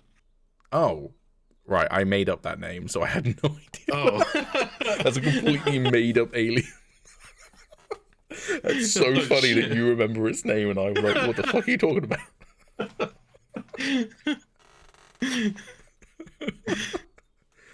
Also, to be clear, if someone's like, you didn't make up that name, you stole it from something, the stat block was largely stolen from Starfinder, so if a Staticat is something in Starfinder, that's where I got the name from. Otherwise, I completely made it up. I don't remember. It was over a year ago now, but either way, it's so funny that you remember that and I didn't. Fair. Yeah, no, I couldn't remember it at first, but like for some reason I just thought about it the other day, and I was like, Staticat's a pretty cool name. I was like, I don't know how I just remembered it after so long, but Fair. I mean, yeah, you wanted to call it something different, you can. Also, you probably need to, one of you, design a logo for me, because the ship you've got has an actual logo on it that I want to Photoshop over and replace with your guys' logo. So if you want to take on that challenge, I will. I will make a sick logo, and I will then get it engraved on my helmet, because I probably will never wear Beskar again. but your helmet's Beskar. How are you going to get it engraved on Beskar? Or maybe I'll just paint it on then. That would be easier. Anyways, back to the podcast. This one we nearly discussed off podcast. And then you stopped yourself, which was probably the right thing to do, because now we get to have this juicy conversation. Spider-Man director Jon Watts exits Marvel's Fantastic Four. So for context, Jon Watts, who directed Spider-Man Homecoming, Far From Home, and No Way Home, was scheduled to do Fantastic Four, of which they are currently, I presume, in pre-production, because no casting has been announced, but they are working on it. And he has dropped out of it. The article explains that it's due to him just feeling a bit of burnout from working on superhero movies, and I think it said that he wanted to take a break from film directing altogether, not just superhero films, but I might be wrong on that last part. But yeah, so that's his rationale for dropping out. Yes. You had. Are you waiting? Yeah. Yeah, I mean, I just made kind of like an offhand comment saying like, oh good, I'm glad the Fox crossover is going well. And Pete was a little confused why I was being so pessimistic, I suppose. Yeah, because I mean, like, for someone who is a pessimist, I don't like people being pessimistic online. But I mean, I wasn't really saying it from myself, because I'm not too worried. Like, as long as I get a Fantastic Four movie, like, I don't really care. But I know how these things go, and I know how people react to it. Like, it just seems a little suspicious to me that a guy that's been signed on for like quite a decent amount of time now, you know, it's been rumored that he's going to be doing it and whatever for quite a while, for him to suddenly drop out and just say he's burnt out with superhero films. Like, I could understand maybe if, you know, he finished off No Way Home and then was like, okay, I think I'm just going to take a break for a little while. But that's been out for a little while now, and he's still been signed on from that. So I think it's a little suspicious to me that he's just suddenly come to this conclusion. I mean, you know, it may very well be exactly what they said, but I know how people think, and I know that if a director drops out, they're going to think it's going to go into production hell. They're going to have directors coming and leaving, and then it will just never get done. Or if it is finally done, it's probably going to be bad, because that's usually how these things go. And I don't know, obviously I hope that, you know, they might get another director on board and everything goes smoothly. But from seeing past films that have gone through similar things, it could end badly. I think where I was coming from with that was that Disney does not have a track record of, or at least Disney Marvel doesn't have a track record of the projects entering production hell from a director dropping out. And I listed Winter Soldier, Iron Man 3, Infinity War, Ant-Man, and Doctor Strange have all had their original directors drop out. And most of those films are pretty solid. I say most of those films. I'm personally not a huge fan of Ant-Man. I don't hate it, but it's like very mid-tier for me. But I know you like it quite a bit.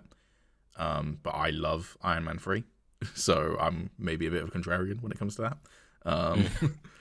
But and I also think, I do think Peyton Reed did a pretty good job with Ant-Man, but I also am like, that Edgar Wright Ant-Man would have been something else, and it's just a shame because I feel like that film hit.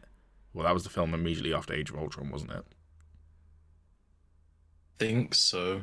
So I think that hit right in the era of Disney not letting people take risks with their IPs, and it's like, if that film had come out like 3 years later, and Edgar Wright had directed it, it would have been phenomenal. And then we would have been able to have Edgar Wright come on the podcast and talk about it, as he is a regular guest here.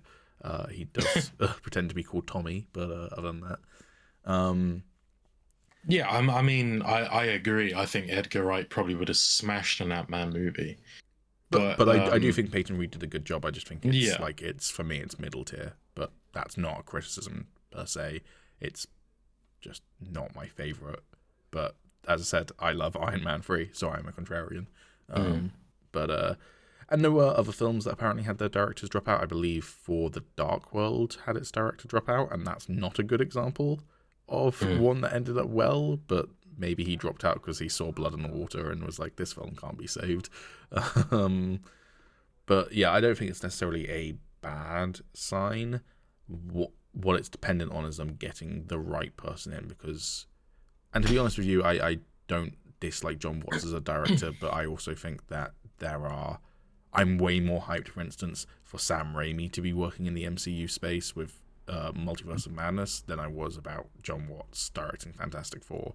So if they then announce Sam Raimi's signing on for Fantastic Four, I'm going to be incredibly hyped, for instance. But I think Jon Watts would have done a fine job, but I'm curious to see who they bring in, because I think there's some directors who could absolutely smash Fantastic Four concept. So I think another reason that I'm skeptical, and I think a lot of other people will be skeptical, is also because of what it is. It is the Fox characters, which have not had a brilliant reception in the past. To the point that some people think that Fantastic Four is a shit team and can never have a good movie because they're just a shit team. It's like, well, no, you've just seen 3 not very good movies based on these characters. I mean, I loved the first Fantastic Four movie. I just thought it was really good fun. I understand that, like, from your point of view, it wasn't brilliant because it's not like the sort of like dynamic that they had in the comics, as more of like a. To be fair, I think for the era of superhero movies we were in at the time, it was fine. There were better superhero movies out at the time, but there were also significantly worse ones, so I think it was fine for its time. But I think Silver Surfer, Sully is the first one for me quite a bit in hindsight. So yeah, like I still didn't mind Silver Surfer, but compared to the first one, it was just a bit like, I did like them switching powers and everything. I thought that was really funny. I loved that, especially with, Johnny and the Thing. But yeah, there was a lot that missed the mark. But because of all of those, missteps along the way, and especially with like the most recent sort of X-Men films like Dark Phoenix and, New Mutants and everything, like kind of flops. And Fantastic Four. And yeah, they have a lot to prove. Like, these are characters that people want to see done right. And even if you look at the X-Men franchise, like, people will be like, oh, so many of those movies are really bad. But then they'll also say, but like the casting choices for pretty much everyone was like amazing, like Hugh Jackman for Wolverine. And so even though the movies might not have been brilliant, like the characters and how they're portrayed are still iconic. So on the one hand, you've got to try and please the people that just really didn't like the films, and also you've got to get the casting and everything right, because if those two don't mesh, it's not going to be any different. And so now a director's dropped out, and I feel like people are going to be thinking, oh shit, they've got a lot to prove with these characters. They've got to do it right. And if they can't like actually find a director to do it, then, you know, because it's going to be so much pressure on Marvel to actually, you know, get these movies done right, it could take ages to try and find someone else who is right for it. And that's why I think it could just spiral, because of what they are. Because with the other characters, you know, they already had films or whatever, and they were newly being introduced, so they didn't really have to like worry too much. But this is a big thing. This is a big like crossover. So the only way that they can secure those worries in some fans' minds then is to announce the stellar cast they've got. So any day now, Marvel should drop the fact that they've cast Glenn Howerton as Mr. Fantastic, Charlie Day as the Thing, Rob McElhenney as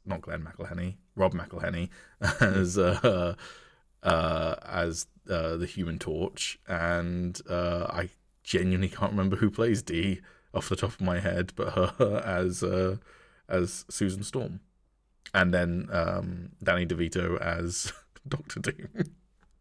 It's the perfect cast. Are you going to look at me and tell me that I'm wrong? I mean, I would like to see that, actually. I mean, even if it's a multiverse version of the Fantastic Four, I would love it. But here's the big question. Who do you fall down on more then? The Always Sunny cast as the Fantastic Four, or John Krasinski and Emily Blunt as Susan Storm and Mr. Strange, Mr. Fantastic even, with insert other actors as the other roles? Because those are the two big fan castings. So I think just based purely on the comedic factor, I think that it's Always Sunny cast. I mean, like, look, I understand. Susan, you dumb bitch, turn invisible. I'll cut you up into a million tiny pieces and shove you in a box. Yeah, I understand why people want John Krasinski and Emily Blunt, because they're like, you know, they're quite big. They're, you know, quite a funny sort of like nice couple that, you know, people I guess can or want to relate to. Mm-hmm. And like, you know, they're both pretty good actors, but like, I wouldn't say they're like incredible. There's also the continuity error with John Krasinski already being in the MCU, playing the detective from Ant-Man and WandaVision. Yeah. But actors have portrayed multiple characters in the MCU before, so. Yeah, true. So yeah, I just I'm not 100% sold. That's who you get as Johnny Storm. Rainn Wilson as Johnny Storm. Who John Krasinski's playing Mr. Fantastic. Who would be the Thing? Steve Carell. There you go. Or God, I can never remember his name. I'm so bad with names today. It's gonna drive me crazy. The guy that drops his chili. Yeah, I can't remember his name either off the top of my head, but yeah. Oh, Kevin? Is that it? Yeah, Kevin, yeah. I can't remember the actor's name, but yeah, no. he could play the Thing. But I just don't really see all the hype for John Krasinski and Emily Blunt. I think there are probably better actors out there, honestly. I think they're both good for the role, but I think if they weren't cast, I wouldn't care at all. Basically, as long as you get the right cast. And it's interesting to think about: do we want a Fantastic Four who are like where do the Fantastic Four fit into the MCU? Basically, are they brand new people who are like therefore probably fairly young, go up, get their cosmic powers, come back to Earth, and they're like, oh, we're superheroes now? Are they people coming over from some multiverse stuff that might happen in Multiverse of Madness or Loki or whatever down the line? Or are they people who have been in the MCU the whole time, which is what people are theorizing the X-Men might end up being, but have been like hidden in some way? But then you're starting to get into that same realm where you had with the Eternals, where it's like, well, why didn't you help with Thanos then, you dick? And they're like, couldn't. Sorry, fam. Yeah. just decided not to, really. So the more characters you have who are like that, it's like, okay, but why though? Like, we need a better excuse than just didn't. So I don't think that, and I guess we're moving on to like Doctor Strange now a little bit, but I don't think that the X-Men have been part of the MCU. I think probably what it is going to be is that the Illuminati, instead of just being, you know, like the usual sort of, oh, it's just sort of the top minds on Earth / I guess the moon for the Inhumans. Like, I think it's going to be like a multi-dimensional like group. I think that's quite likely, yeah. And I think, you know, they'll sort of give Strange an ultimatum to basically, you know, like fix his shit and bring maybe some like universes together or something, or like it's all just going to go to shit. I think that might be a possibility. Yeah, I mean, it's also worth noting X-Men have not been announced for the MCU. Everyone's like, they're coming. And we've obviously had lots of hints that they're coming, including the fact that Sir Patrick Stewart's voice is heard in the Multiverse of Madness trailer. It's worth noting, by the way. And you see his wheelchair. I didn't see that in the trailer I saw, but okay. Oh, there is a new trailer where you see his wheelchair. I was going to say, there is a new trailer with apparently lots of spoilers in it that I have avoided, but fine. Oh. That's not really much of a spoiler for me, because again, it was Patrick Stewart's voice. It was already... Yeah. But yeah. But it could be a misdirect. It could be that it's Xavier, but the X-Men aren't coming yet for quite a while, or it could be that it's an Xavier, but he's not going to be the Xavier of the MCU, or whatever it is. Yeah, they've got quite a lot of room to play, and basically what No Way Home more or less set up, much to my chagrin with it meaning that technically Morbius is part of the MCU, is that all of Marvel's properties across all of the different media are part of the multiverse, which it kind of already was anyways, because the MCU is like, I can't remember what designation it is, but it is a designated Marvel universe, so the comics all have their own designated universes as well, so the main one is 616, and the MCU was within that multiverse, so therefore basically what that was them going, there's no reason why it can't be, so it kind of already was confirmed anyways. But No Way Home more or less went, well, the Spider-Man films are in different universes, and therefore anything goes at that point, right? So the X-Men films, as we have seen them, are part of the MCU. They're just not part of the main universe. But I wouldn't be surprised if the X-Men don't come for a little bit, or if they do come soon, it's not going to be Patrick Stewart playing Xavier, because he's getting on a bit in years. We might want to have a younger Xavier. I don't know if that means James McAvoy or someone completely new. But at the same time, we haven't had an X-Men movie announced, is the bottom line. So I wouldn't also be surprised if they went, everyone's thinking the X-Men are going to be introduced post-Multiverse of Madness, but maybe we're going to leave it until the Kang stuff is resolved, because that seems to be the next big arc, and Kang has things to do with multiverses already. So, yeah, I wouldn't be surprised if they go down that route either. Okay, I know I cast this guy in literally everything, but imagine this. Professor Xavier, Mark Strong. Wouldn't hate it. I don't quite see it, but I wouldn't hate it. He's bold. That's where I'm thinking. Yeah, I got that bit. What about Jason Statham as Xavier? Yes, give it to me now. I never knew I needed anything as much in my life as this until you just mentioned it. Random question while we're talking about X-Men. What's your opinion on Daniel Radcliffe has been being fan casted a lot as the new Wolverine, and he is literally said, because he's doing a press tour at the moment, or has been doing a press tour recently for his new film, he's been asked in so many interviews his opinion, and he's like, I'm super flattered, do not see it as me, but if Marvel are interested, I'm cool with that as an idea, but also I want to make it clear, I'm not asking Marvel to get in touch with me about it. I'm not begging for the role. I don't see it as me, but I'm flattered that people. Yeah. it's him like going like, thank you, but no, but it may be, but no. And so I'm curious what your opinion is on him playing Wolverine. You see, I love Daniel Radcliffe. Mm-hmm. I think I don't think he's been in many great films, really. I think post Harry Potter, he just went, I will do anything that's interesting to me, and that means he's taken a lot of big risks, and a lot of them have not been payoffs. But that's fine. Yeah, that's more interesting to me than just doing another Harry Potter sort of thing. Exactly, but that is why I love him so much. I respect him so much for that. Mm-hmm. You know, like I think compared to a lot of other actors, you know, that come from these big franchises and everything, especially child actors. I mean, you know how that goes most of the time. Mm-hmm. So for him to sort of grow up in that environment and then not go down that route, and also then just do things that he wants to do because he finds it fun, or, you know, whatever else, I love him for that. I think that's amazing. And if he was cast as Wolverine, I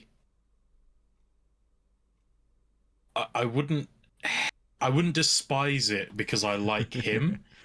But like, and like, you know, people have done mock-ups of him in the sort of Wolverine gear and everything, and yeah, he could look pretty good. It's just the voice and the personality. Yeah, I just don't think it fits Daniel Radcliffe.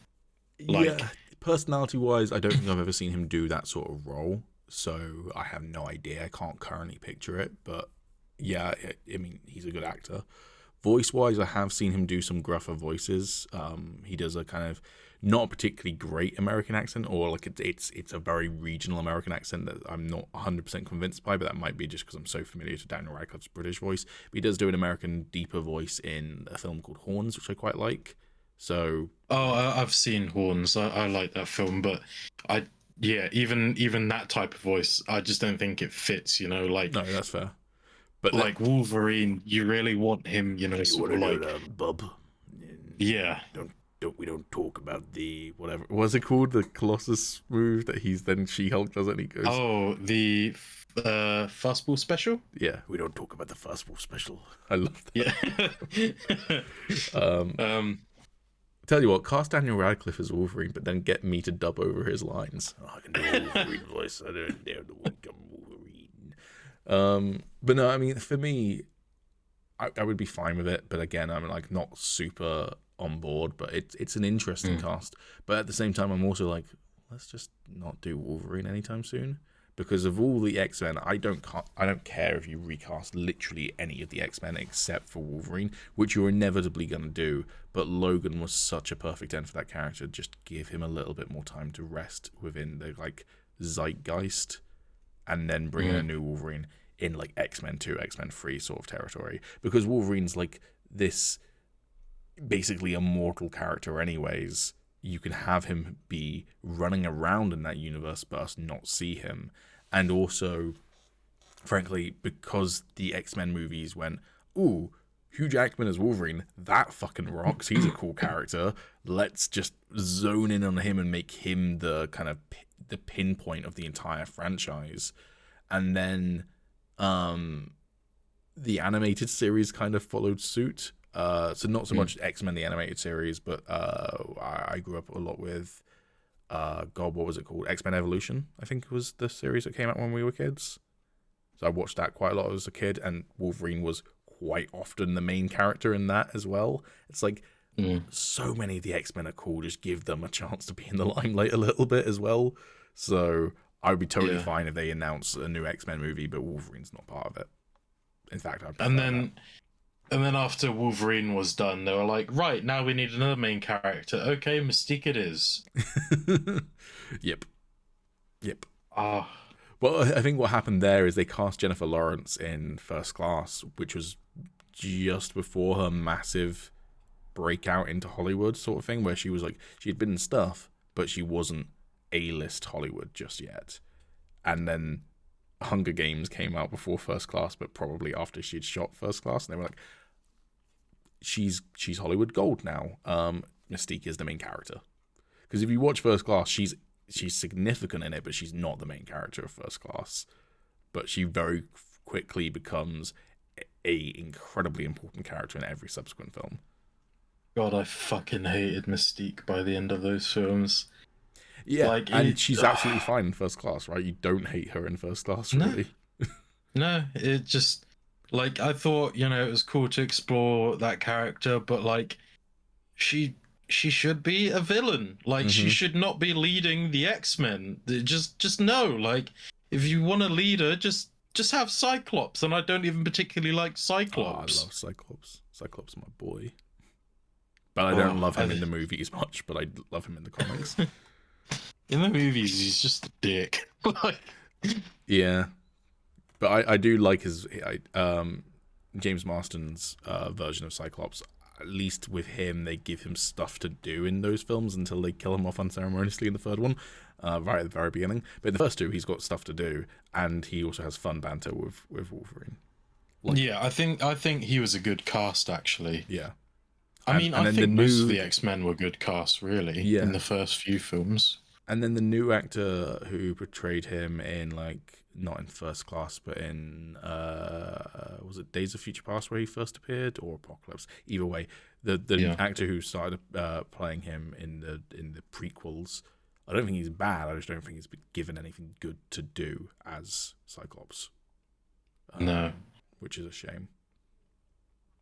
Having not seen Dark Phoenix, though, he might have good stuff to do in Dark Phoenix. I've heard good things about that film. I just straight up refuse to watch it at this point. Well, same, but that's because Logan is such a perfect ending for that franchise. I'm like, well, Logan's the final film in that franchise for me. Like, yeah, it's like I feel the same way, but also like Dark Phoenix and New Mutants just look so fucking boring. And like, especially like when they announced they were doing Dark Phoenix again, I was like, is this really necessary? It failed the fucking first time, and now nobody wants it. So I guess you're just trying your luck and hoping it'll work out again. I mean, nobody really cares about anything past like Days of Future Past, because from that point on, it just got so fucked up. Like, yeah. Like, nobody knew what was bloody going on. Even Deadpool didn't. I will say there's one cool scene in Apocalypse I like, which is the scene where Magneto's family gets killed. Yeah, I did like that scene. I didn't like how Apocalypse then took him to Auschwitz and was like, I'm going to use this to convert you to one of my... I was like, the way you used Auschwitz in X-Men 1, powerful. The way you used it in First Class in the flashbacks, also powerful. This, bad and unsensitive. Yeah, I just... Magneto had some amazing moments throughout the films, but in the later ones, they just totally forgot, like... Or the problem with the flashback ones is that Michael Fassbender has the exact same arc in every single one.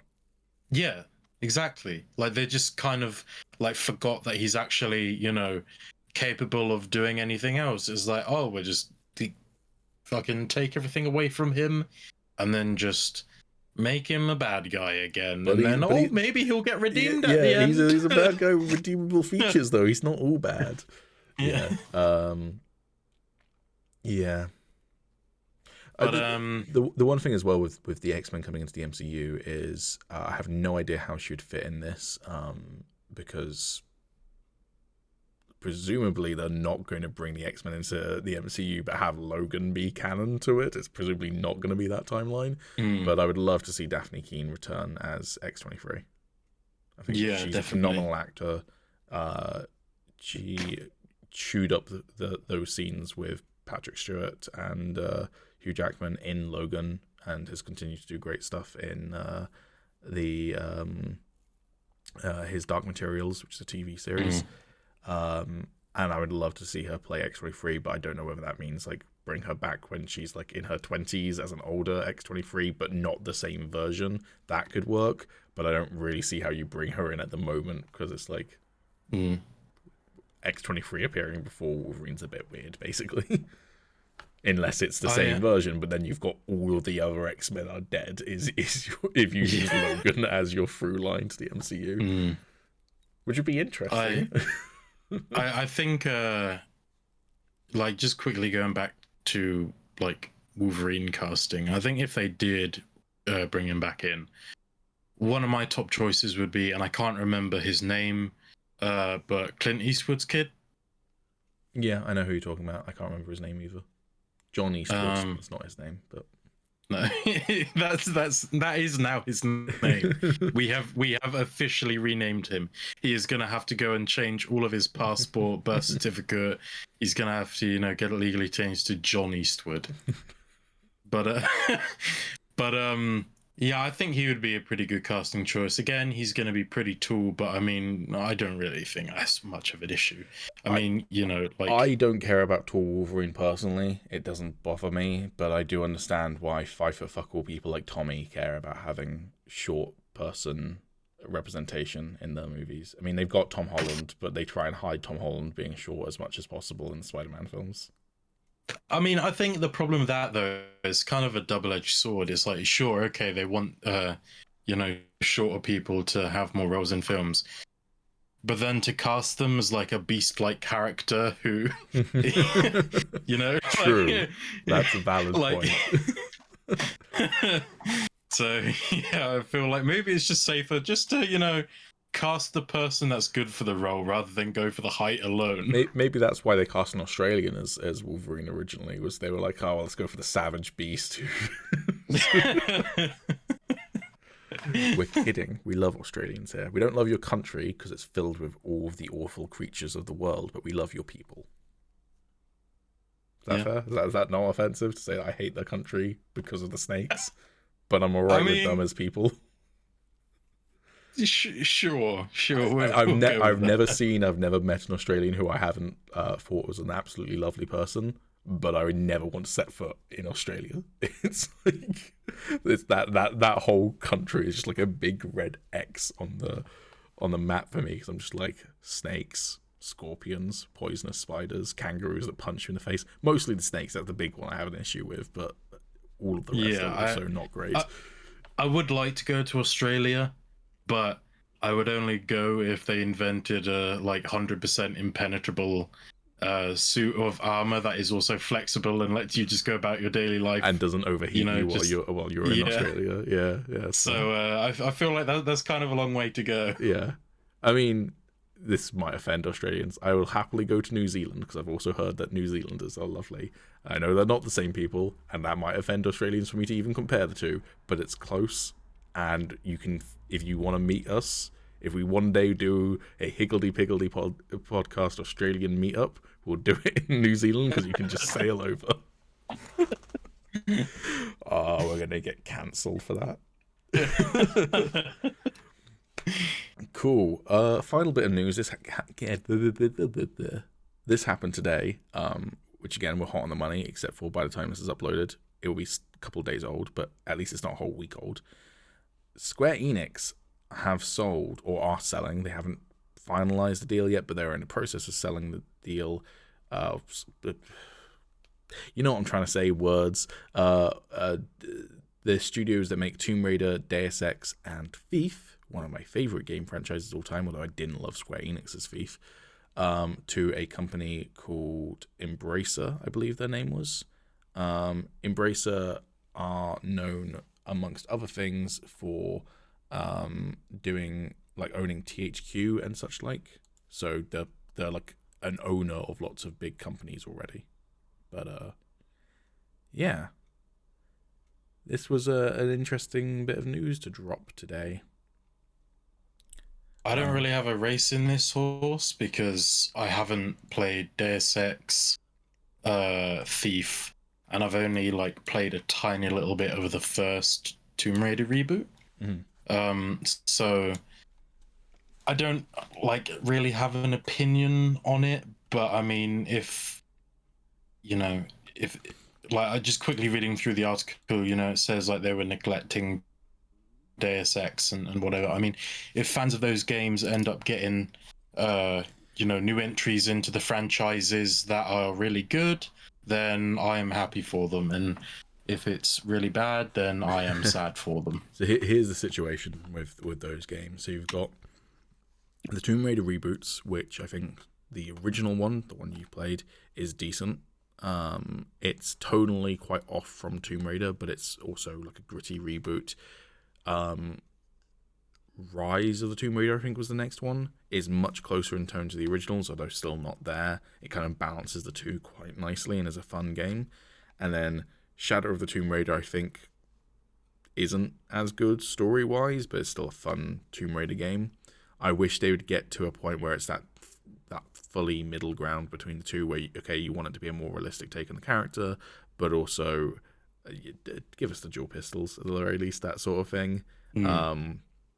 But they're making a new one already. That's cool. I've enjoyed all of them to a point anyways, so I'm cool with that. Deus Ex. So Deus Ex Human Revolution is a 2012 game. That's the third game in the series. It is fucking phenomenal. I would recommend Deus Ex 1, but it's 1999, so a bit of a hard pill to swallow. I think it's 1999, it might be 1997. It's a bit of a hard pill to swallow when it comes to it's aged, and it's clunky, and but in terms of story and writing, it's superb. Human Revolution is much easier to go back to because obviously it's like modern game making, but it's still phenomenal. Then they made Mankind Divided, and Mankind Divided is a weird one because Mankind Divided is a direct sequel to Human Revolution. You play as the same character, and in many ways it shares a lot of the DNA of Human Revolution. In many ways it is a good, fun game with a decent story, and it's also about half a game. You get to the end of the story and you go, that was it. That was the entire story, and then it's very much got sequel bait at the end, and you go, I feel like you wrote about half the story, and then your bosses told you to make this into a game, and you did, and that's what happened. And then they haven't said anything about what they're doing with that IP since then, so that's been shit. And then since they acquired Thief, they made a very weird Thief game, in the sense of the Thief games. There's a trilogy of games. Thief, the original Thief Dark Project, along with Deus Ex, are two of the most influential games in terms of immersive sims and stealth gameplay. So if you are fans of those sorts of games, you have those two to owe thanks, basically. Thief went on to have a trilogy, all about a character called Garrett. And then in 2014, Square Enix announced a Thief reboot / sequel / who knows. You play as a character called Garrett, who, like the original Garrett, is missing an eye. However, there are hints in the game that both the original Garrett and the events of the original game and the organizations of the original game all exist within the world of Thief 2014. So that's weird. As opposed to being a sarcastic and kind of wry-humored Garrett, you're not funny at all, and you dress like a gimp, which is not great on character design. Like visually, it's a visual feast, but gameplay-wise, it's a bit redundant compared to the original Thieves. Like it's far more simplified. And in terms of like gameplay, in terms of like exploring the immersive sim side of Thief, it's lackluster in that regard, and the story's a mess. And it wasn't a huge success, so they never did anything with Thief again. So, it's this kind of mixed bag of them doing okay stuff with some of those IPs and not great stuff with the rest of them. So I'd love to see them. I'd love to see Embracer, having purchased them, do good stuff with those IPs, because I like all three of those IPs a lot. Here's the other weird thing, though. So, Embracer is this video publisher that also owns Gearbox and THQ Nordic. So, two pretty prolific video game companies. They bought those, I can't remember the exact number, but it was in the billions of dollars. They bought these 3 studios with multiple IPs, not just those 3, for $300 million is the deal that they're currently working on, which is a steal. Even if you go, oh, well, those IPs aren't that popular anymore, the legacy they have in gaming history means that if you made a good game out of them, word of mouth would basically mean that they would sell well. It's a good investment regardless, but for $300 million, that's a ridiculously good investment. And do you want to know why Square Enix have said that they're agreeing to this $300 million deal? I would love to know. The transaction will assist the company in, this is a quote, by the way, the transaction will assist the company in adapting to the changes underway in the global business environment by establishing a more efficient allocation of resources, which will enhance corporate value by accelerating growth in the company's core business in the digital entertainment domain. In addition, the transaction enables the launch of new businesses by moving forward with investments in fields including blockchain, AI, and the cloud. That's right, they're selling 3 of the most iconic IPs and the studios that go with them for getting involved in the blockchain. Fan-fucking-tastic. You just go, oh, you are colossally stupid. Wow.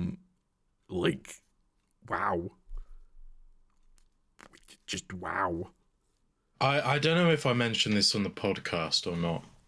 I feel like I might not have. I might have just been talking to Tom about it. But I know when we first started talking about NFTs and stuff to like early on in the days of the podcast, you tried explaining it to me, and I like even after that I didn't really understand it. Mm-hmm. And so like recently I decided to like look up what an NFT really was. Mm-hmm. And so I looked up NFT and then I was like reading up on it, and it was like using all these different words that I had no idea, what they meant. So I was like, oh, right. So to understand this, I need to look up blockchain. Mm-hmm. So I looked up blockchain, and then I was like, I don't understand any of this. So I need to look up Bitcoin, and then well, like cryptocurrency. Cryptocurrency. And like I went through like this whole journey of just reading up on everything and like trying to understand like why it was such a big deal and like it's such an impact on the environment and everything, and like the economy and whatever. And now I understand. And now I share the same hatred. Okay. Fully aware. So, here's the thing. I do want to be crystal clear. Square Enix getting involved in blockchain is not the same as Square Enix getting involved in NFTs. NFTs, categorically, undeniably, are crypto bullshit. Complete waste of energy, complete waste of money. They are a JPEG that you can download. They are a farce, and they are mostly either a money laundering scheme or they are people taking advantage of people with too much money. Which I guess you could say, oh, if you have enough money to buy an NFT, who cares if you're taking advantage of? Fair, but don't destroy the environment while you're doing it. If you want to scam someone, do it in a more green way. But the blockchain is not exactly the same as NFTs. So it's not all inherently that. It's just mostly that. Cool. I just wanted to get that out of the way. It doesn't mean that they're inherently falling for a scam. They just probably are falling for a scam. But NFTs are categorically a scam. So, I mean, there could be cool stuff that comes from the blockchain down the line, but I don't buy into any of it. At the same time, maybe someone will revolutionize something with the blockchain. I'll believe it when I see it. So, I mean, that's the thing. Like when I was reading up on it, I was reading like articles on it as well, and even arguments for it and whatever. And like the main argument for it is, oh yeah, it's got a huge impact now. However, we are trying to reduce like the emissions and everything, and like just the amount of power it takes. And I'm like, okay, so you're saying it is a huge issue at the moment, but you're just going to keep on doing it until eventually someone might find a way of doing this. Yep. And they're like, oh, well, companies are, looking at doing this and are trying to do it in a more environmentally friendly way. And I'm like, looking. Yep. So, yeah, I like, I really just don't understand it. And the thing is, like, some of the NFTs, like, I've heard ideas of what they could be used for in the future. And, like, I do agree that there are some things that it could be good for, but if it's not sustainable, it's not worth it. The thing is, for me, most NFTs are things like you get an image. The one that's super popular is like these monkey NFTs. It's just an image. It's a really bad image as well. Like no criticism to the artist other than you're an NFT artist, therefore I don't give a shit. But like, it's not good artwork particularly. It's not awful, but it's not good. And they're all the same. It's like, oh, my monkey's got a tattoo over his eye and a hat, and that other monkey's got not a tattoo over his eye and a different colored hat. And I'm like, cool, you can make that on like an avatar maker that's free.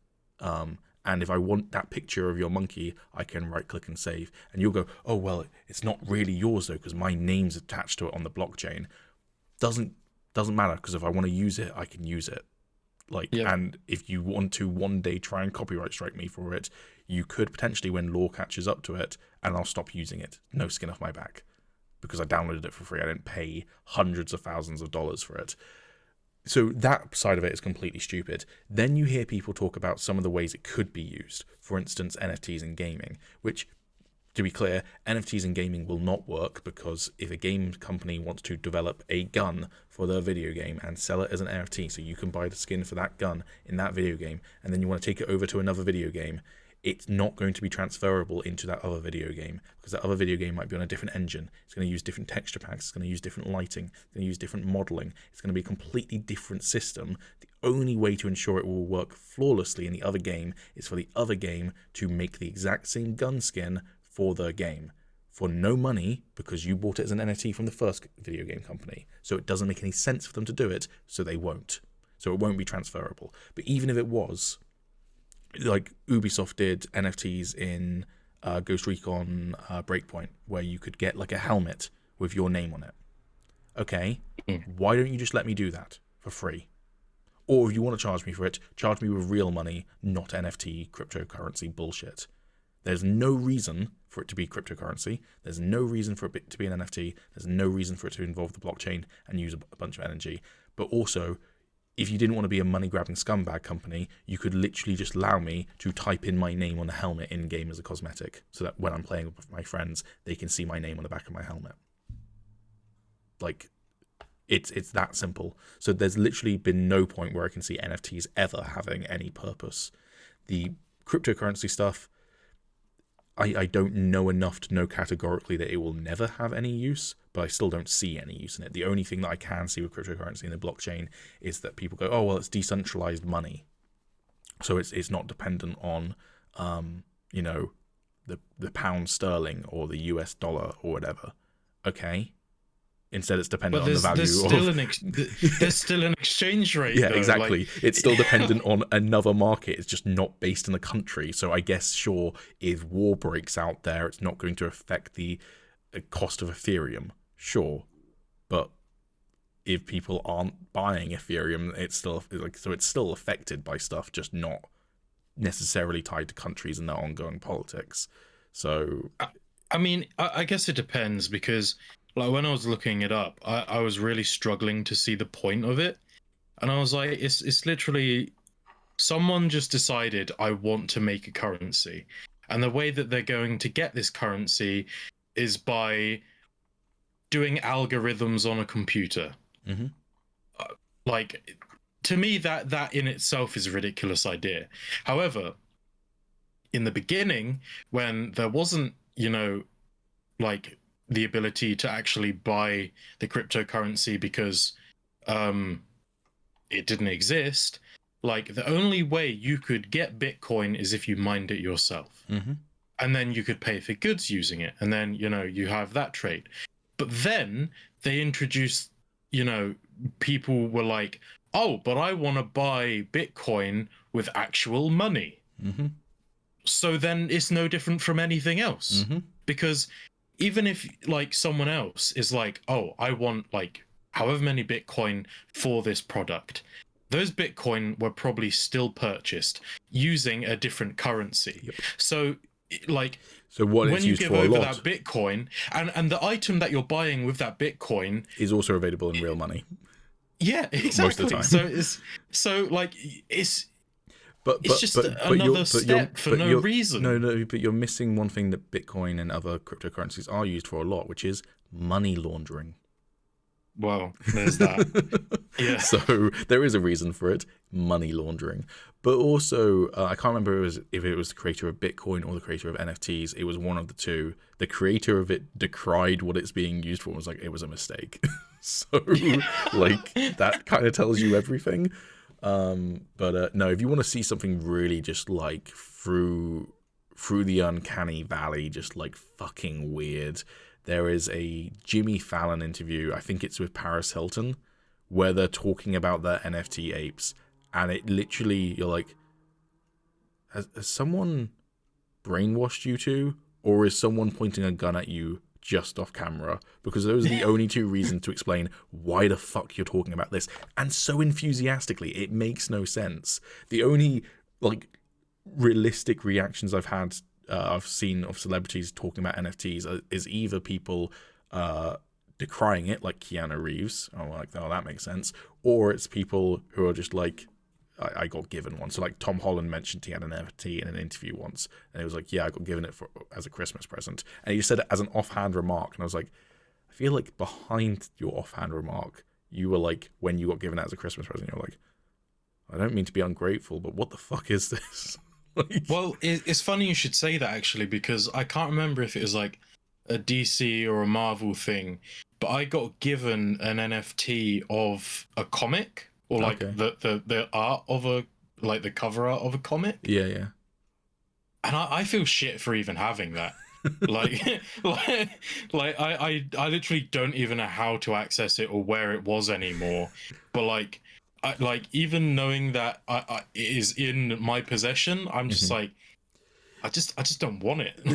The thing with NFTs, right, is it's literally just the more modern way and the less green way of doing, you can buy like a plot of land in Scotland and then you can call yourself a lord. Or you can buy a star and name it after someone. Except for with the star one, it's even more stupid because there are loads of different registries that go, oh, you can buy this star millions of light years away. Mm-hmm. That conflict with each other. So there are multiple people who own the same star. But with the plot of land in Scotland, I believe it is like a couple of organizations that own different bits of land in Scotland. So you're not going to own the same plot of land as someone else. But also, who cares? You will never be able to go to that part of Scotland and go, this is actually my plot of land and I'm going to build on it, because it's so tiny that it's worthless. So literally the only thing is for the gimmick of them being able to say, well, you've got a title now with it. So at least also that has... the title isn't even that, like you can't put your title officially on documents or anything. Can you not? I didn't know that. Well, probably not, because it's in a different country. It doesn't really affect your standing at all. No, it's literally just for a joke. But at least with that one, I'm like, okay, well, there's a little bit of a joke there, and it doesn't, it's not got any kind of like carbon footprint really to it. So whatever. But like, it's the same logic as with an NFT. This NFT that you own somewhere of some cover art for a comic or whatever. If you want to know how you can view it, you can look up that piece of artwork. If you want to know where your ownership is, it's on some database somewhere with your name against that piece of artwork. So who cares? Like, is the bottom line to it. No one's ever going to care that technically you own that piece of artwork. Sorry. Yeah, I don't know. I legitimately, I can make this as a promise, even if it's my mother who does it one day. If someone buys me an NFT as like a birthday or a Christmas present and goes, I got you this JPEG, it cost me £100,000 or £10,000 or £1,000 in Ethereum or whatever, I'll be like, you're a fucking idiot and I don't want it. Just bin it. Yeah, like I reject your gift and you're a fucking idiot for even buying it. This is now against the name of this bin. This now belongs to the bin. So if you're wondering whether the Piggledy podcast, if we ever become super, super successful, will ever get into cryptocurrencies or NFTs, no. surprisingly. Definitely not. Yeah, fuck that. I just think the whole thing's so ridiculous. Yeah. Like, Yeah. what is the world coming to? Yeah. Anyway, That's- should we get that's the into news. media that we have consumed in the week? Yeah, but can you say it more broken up, like, so it's funny? Okay. Should we get into the sedia that we monsooned in the weekend? Sure. I'll take it. Do you want to go first, or should I go first? I'll go first because I think the only thing that I have to talk about is something that we want to talk about anyway. Okay, cool. The Northman. The Northman. I Did you thought the discover a Northman. kink? I didn't, and I was looking out for the whole film trying to think what was Pete on about. We'll And I talk could about your not, like- we'll talk about your actual feelings on the Yeah. Northman first before we go into this meme. But, Yeah, but yeah, I thought overall it was pretty good. However, I did like there were a few things where I was like, this kind of brings it down for me. I thought it was very weird. Like, it was a very sort of out there trippy film, which wasn't necessarily bad. It like I kind of like those types of things as long as I know what's going on. And for the most part, I did. But there were some parts where I was like, "Hey, what? What? Why? What?" Is this your Like- first Robert Eggers film? Have you seen The Vivitch or The Lighthouse? This is my first. Okay. Yeah. That's understandable then as a reaction. Like especially with the Viking visuals and everything, you know, like all the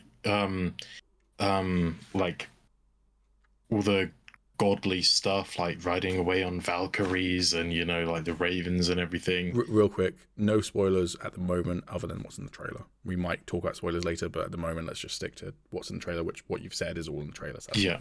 But yeah. And like I loved the visuals. I thought the visuals were like amazing. Like it was so like, and this is going to sound really redundant because obviously films in and of themselves are art, but like it was art, you know, like it was the exact type of thing I could imagine on like a giant mural in like a museum, you know, that they would have drawn in those times with, you know, like all the beautiful colors and everything. Like I loved those scenes. But I also thought like some of those scenes were confusing, and I won't say just now until we get into spoilers. Sure. And I thought the pacing was really odd in some places. Like it just seems like they dragged some stuff on for seemingly no reason, and then sort of like more important bits or, you know, like bits of dialogue could have gone on for longer to have more of an impact.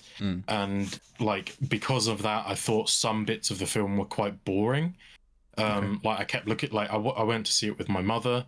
Again, I'll get on to something about that in a minute. But I kept looking over at her and I was like, I'm pretty sure she's gonna fucking hate this film. like I was like, I think she's gonna find this so boring and so strange. Like she sometimes struggles with like struggles with knowing what's going on in things like Moon Knight, for example. Like twice now after an episode, she's just been like, it's just really confusing. I don't understand what's going on. And I was like, if you can't even tell what's going on in Moon Knight, this film is just gonna baffle you. I can relentlessly. picture one scene that would have had her go, huh? Where it's just like you think something's happened and then it's just like, that didn't happen. Yeah. I think that's what I'm gonna get on to talk about as well, which is what confused me. But yeah, apart from that, like I think the idea of the film was really good. Like obviously the whole Viking aspect I loved. And I loved all the brutal, gory scenes. Some excellent gore in this film. Tommy and I didn't talk to, so Tommy and I went and saw it together. We didn't talk to each other at all during the film. We sometimes will, like, when we're seeing films together, we'll occasionally, like, politely whisper to each other stuff, like, so we're not interrupting anyone else's movie experience, but usually we don't talk a lot during films when we're seeing them in the cinema. But there was one scene where I just went to Tommy, and Tommy just went, that was fucking awesome.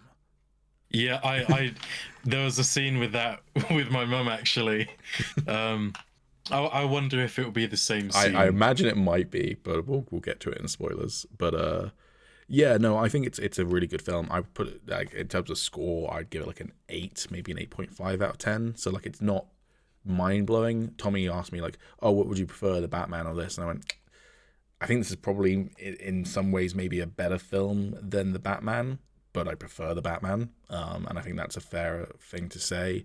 Uh, Pacing wise, I wouldn't disagree with you. I think what I would say is that marketing wise, this film it's not a lie. It's not marketing it as a different film to what it is, but I think the marketing shows a lot more of the action, making you think there's gonna be a lot more action in the film. It's definitely a slow burner. Yeah, it's like it's a revenge tale, but the trailer makes you think it might be like a Warpath revenge tale, kind of like maybe Outlaw King or something like that, and it's not that. But once I think you get used to that change in speed or gear, you kind of get used to it for the rest of the film. I came out of it saying, and this is, I won't say what it's related to, but I came out of this film saying to Tommy, it felt very Shakespearean to me. And in fact, if you told me it was based on a Shakespeare play, I'd go, well, I know a lot about Shakespeare plays, so I don't believe you. But if I didn't know a lot about Shakespeare plays, I'd believe you. And then we got home and I Googled it, and it turns out that the story it's based on is also the story that a Shakespeare play is based on. I won't say which film, which play, because then that kind of gives spoilers at this point. But yeah, Right. so I was like, oh, well, there you go. That's why it feels Shakespearean, is because Shakespeare based one of his plays of the same story. Yeah, I think in that sense, yes, there are scenes that kind of drag, but it's old school filmmaking in that sense, rather than modern filmmaking. But I there are still some minor gripes that I have with it. So that sounds like similar sort of minor gripes to you. Again, visuals are lovely. I love Robert Eggers' like attention to detail. When so he is like a massive history buff, and he's apparently said that he will never make a film set in the modern era. So there's things like they made the Viking longboats the way that Viking longboats were made. When he like asked the armorers to make swords, they would like present him with like a fancy concept, and he'd go, no, this sword from this museum, I want you to make this sword from this museum. I don't want some fancy dragon thing on the end of it or anything like that. I want that sword. Apparently a lot of the film takes place on like a farmstead. Apparently that farmstead was made like a year before production began, so that moss and grass and stuff could naturally grow over it in the year. That's pretty sick. So like there's a lot of stuff that I'm sure there is CGI in this film, and maybe matte paintings or whatever, I don't know, but so much of the film is captured in camera and you can feel it. It feels like a real place, a real location. There's probably one location in particular that is largely visual effects, but I can guess what that is. but most of the film, it feels like the camera is in a real place and is just capturing what's in front of it, which is awesome. But yeah, so I really, really liked it. Before we get into spoilers, because this isn't a spoiler, so Tommy and I went and saw it, and I jokingly said to Tommy that I imagine if someone's really into a particular kink, they will enjoy this film, because I experienced something akin to what I imagine having that kink would feel like. So then when we got back and told Alex about it, because I knew that Alex would then be trying to find the kink in the film, asked him, I said to him that he might discover a new kink if he went and saw this film. So Alex, what kink do you think it might be? I guess this will be mine. Yes, we're entering spoilers because Alex might reveal a spoiler if he's going to try and guess what the kink is. So spoilers for the Northman from this point on.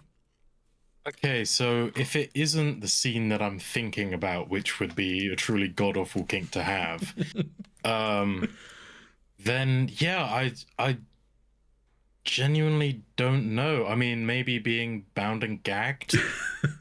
like So the but kink, I feel like that's not like a, that's a pretty, average kink to have, really, I think. So I guess it's not that. But yeah, other than that, I don't really know what it could be. being cucked.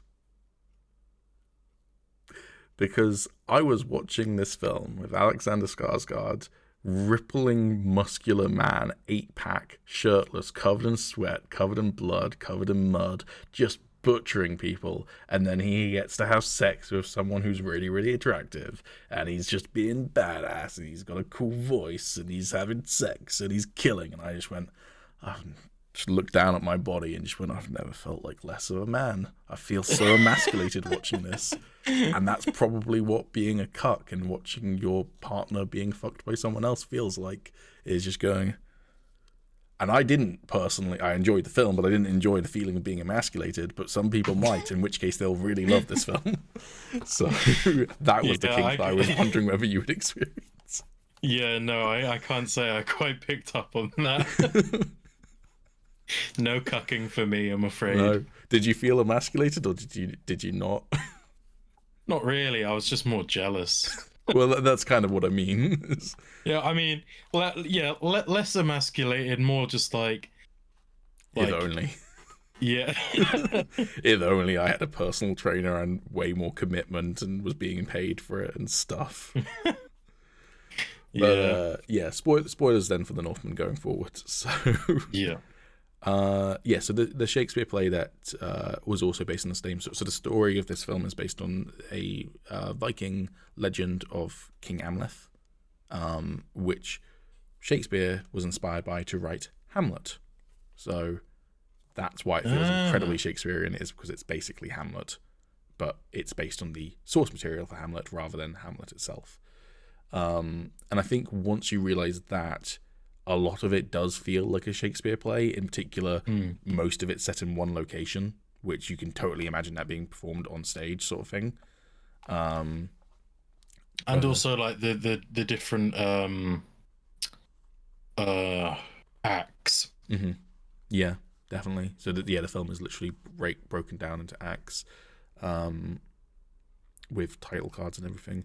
But yeah, I do think the film is mostly set on this farmstead where Amleth has infiltrated his uncle's farm. His uncle killed his father, and so he's sworn revenge and also to rescue his mother. But his uncle, then got kicked out of the kingdom and moved to Iceland, I believe it was, or Greenland. I can't remember which one. One of the two. I think it's Iceland. Yeah. I'm pretty sure. So he's moved to Iceland and has set up a farmstead there. And Amleth finds this out and so decides to infiltrate as a slave. And night by night, he will take his revenge on his uncle until he, gets his full revenge, basically. So he's making his uncle's life a living hell. And I think at that point, people who were expecting from the trailer for it to be a more action-packed, like, I'm going on a revenge, like, tear, kind of like John Wick sort of thing, it's not that at all at that point. It's more of like this slow burn revenge plot, which I think at sometimes maybe it does drag a little bit, but also at the same time you're like, ooh, how are you going to be doing, how are you going to be getting your revenge, sort of thing. So that I've really enjoyed, but I could understand why for others it might drag a bit. I think that's part of the problem for me, is I really love the idea of him, like tormenting them, before he takes his revenge fully. But I feel like the sort of middle of the film didn't really have much going on. And then suddenly it was like, okay, now the plan begins. Okay, now these two people are dead. Okay, and now there's someone else dead. Okay, and now this. Oh, and now, I've killed his son, and now I've killed those two, and now I've killed him. It was just like, that part to me just felt very fast. Like I would have liked to have seen more scenes in between, him actually carrying out his revenge and doing all of that stuff, and like having more tension build, because I really like the idea that they were trying to get them to, believe it was like a spirit or the gods, punishing them for something. It's very much kind of like horror film where Amleth is the monster, I guess. Yeah. But the downside to that is that you don't necessarily see Amleth as a character as much when he's in monster mode, I guess. Is that fair to say? I mean, I guess, but I just think it all went way too quick. Like, because yeah, they're all like believing that it's spirits and the gods and everything, but then Amleth like does something again straight away in the next scene, rather than actually seeing them all get like really paranoid and start putting, like different like defenses in place and everything. Like it's all just kind of combined into one lump. And it would have been nice to see more of the tension build, more of the paranoia setting in, because before you know it, he's talking to his mum and it's like his cover's been blown. And this is the kink that you really hoped I wasn't talking about, I assume, is that she offers to have him kill his uncle and then she can be his wife and they can have a kingdom together. Classic incest. She forces a kiss on him, although it didn't really look that forced. He didn't seem to back away as quickly as I would have. Oedipus, baby. Yeah, but I must say that was a very, very awkward scene to try and watch with my mother sat right next to me.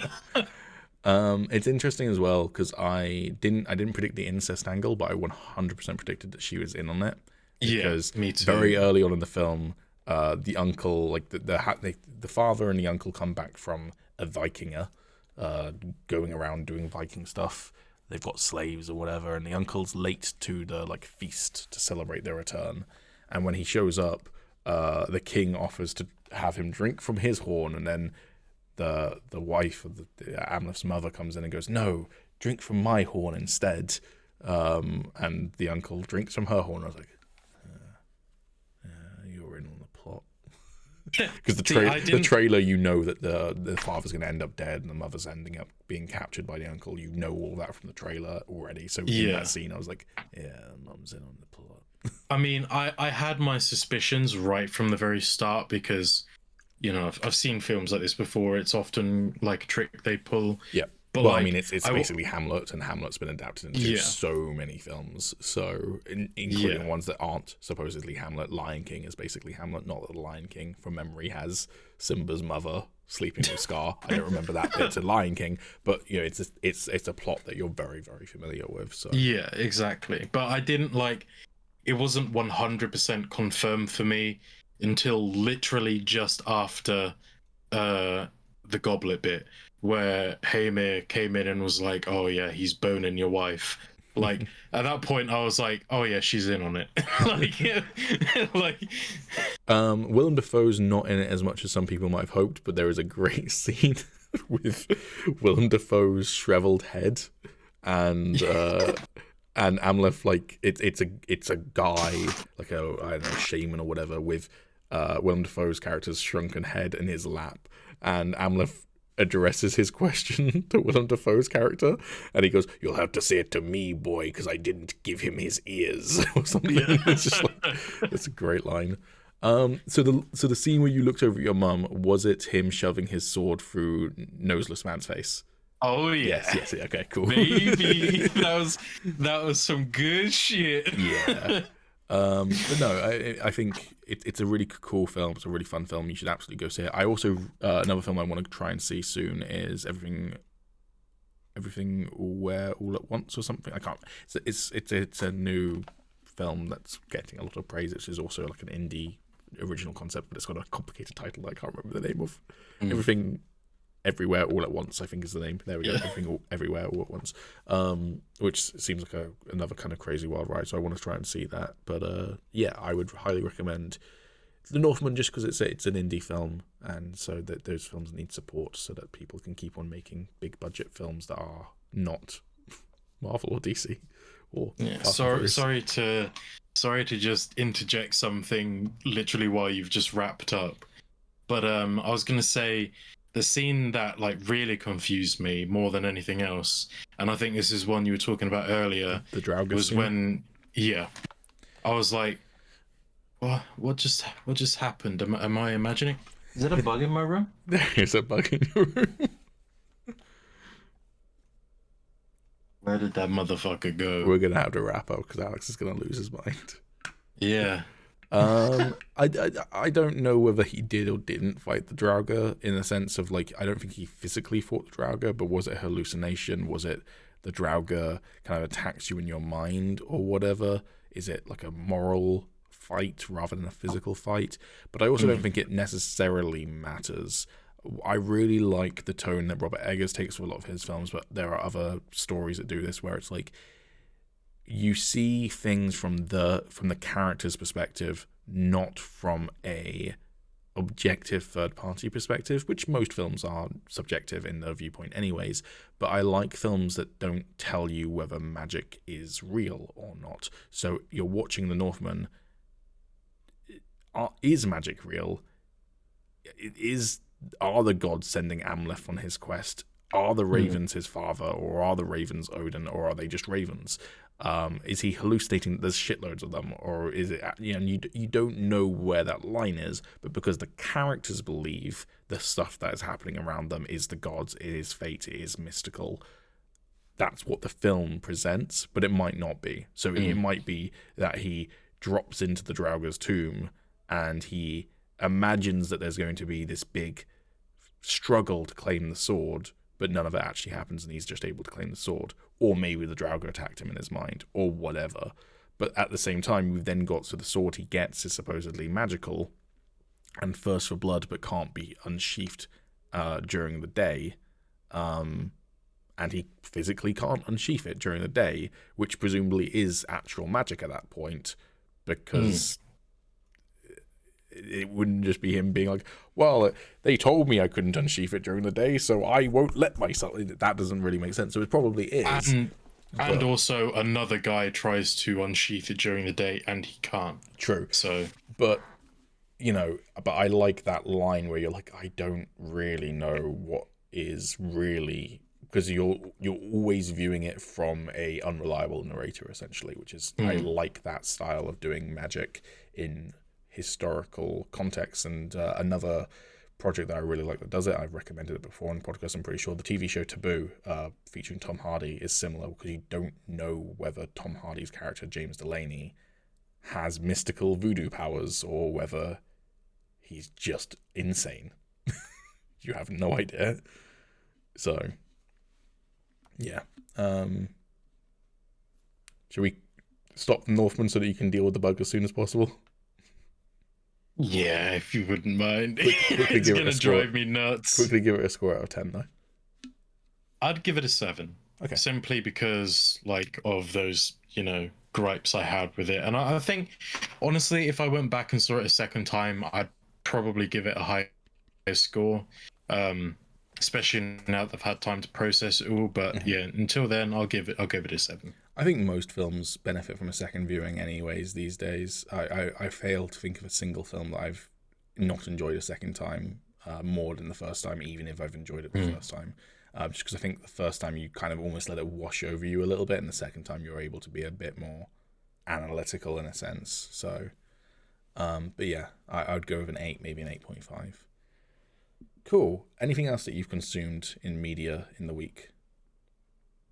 Nope, that's pretty much it for me. Okay, I will rattle off a couple just real quick so you can deal with the bug. Literally, these two have both been within the last 24 hours. I watched the last 2 seasons of It's Always Sunny. I'm up to date now. I've seen season 14 and season 15. That went by in a breeze last night. Season 14, really, really fun. Season 15, holy fuck, that's a great season. Particularly that final chunk of episodes set in Ireland is just brilliant. See, Always Sunny, I love it when it's usually a very silly, very funny show, and the actors are obviously talented because they're being able to do these like absurd comedic bits. But I love when they get to do a bit more dramatic acting. And season 13, I think it was, is the one where Mac kind of comes out and he does his dance number. Spoilers alert for a several years old season of Always Sunny. And it's brilliant, and Rob McElhenney does amazing acting in that sequence, and Charlie Day kind of gets to do, not in terms of the style, but in terms of the dramatic acting, a similar sort of sequence in the season 15 finale, and I just was like, dude, I love it when they get to do that stuff. So I have a feeling I might have missed the latest season. have you seen them go to Ireland? I don't think so. Okay, then you haven't. It's on Netflix, season 15. It's 10 episodes long, really phenomenal, and the final chunk is them all on holiday in Ireland, and it's great. Do you know when it came out? I think last year, because it's set during COVID. Then I definitely missed it. I think the first episode of season 15, or it's either the first episode of season 15 or the last episode of season 14. It's called 2020: A Year in Review. So one way or the other, one of them came out last year. So probably season 15 came out last year, I would guess. Yeah, I need to go and watch that. Cool. Yeah, it's on Netflix. And then I'm like 8 episodes into part 3 of Disenchantment, because I'm catching up on that as well now. So yeah, really enjoying that so far. Dude, I love it. Yeah, I mean, I've always enjoyed Disenchantment. It's just one of those shows where I always seem to miss when a new part comes out, and then I just watch it later. But basically, Yeah. The reason why I've watched both of these in the last 24 hours is because we've got Star Wars on Wednesday, and I haven't finished prepping stuff, but I usually have something on in the background when I'm doing tabletop role-playing prep. And so I needed something to basically be white noise. I didn't have anything else, so I haven't seen the last 2 seasons of Always Sunny, and then when that was on, I was like, oh, Disenchantment. So I'm just kind of working my way through my backlog. So yeah, but no, I'm really enjoying Disenchantment as well. I have just finished the episode that featured Richard Ayoade as like the head of Steamworld. Oh, yeah. I was like, I love Richard Ayoade. So yeah. But that's what I've consumed. I finished Arkham Knight, but we already talked about Arkham Knight quite a bit at the beginning of the podcast. So yeah. Cool. Very nice. All right, let's do a really long outro. We got a skedaddle. There's a home invader. All right, wrap it up then. Okay. Thank you for tuning in, my boys and girls and everyone else in between. That's it. That's it for now, folks. Yeah, thank you. Like, comment, and subscribe. Go and check out some of our other videos if you want. We can't force you to do anything, but it would make me very happy. I can't speak for Pete. Last week I did try, but he said that it wouldn't fill his heart with joy or whatever. So and this week, you can eat shit if you don't do it. Okay, all that, all that. But it's fine. This is at yeah. the end of a nearly 3-hour podcast again. Very few people will have watched to this point, so very few people will hear me say that.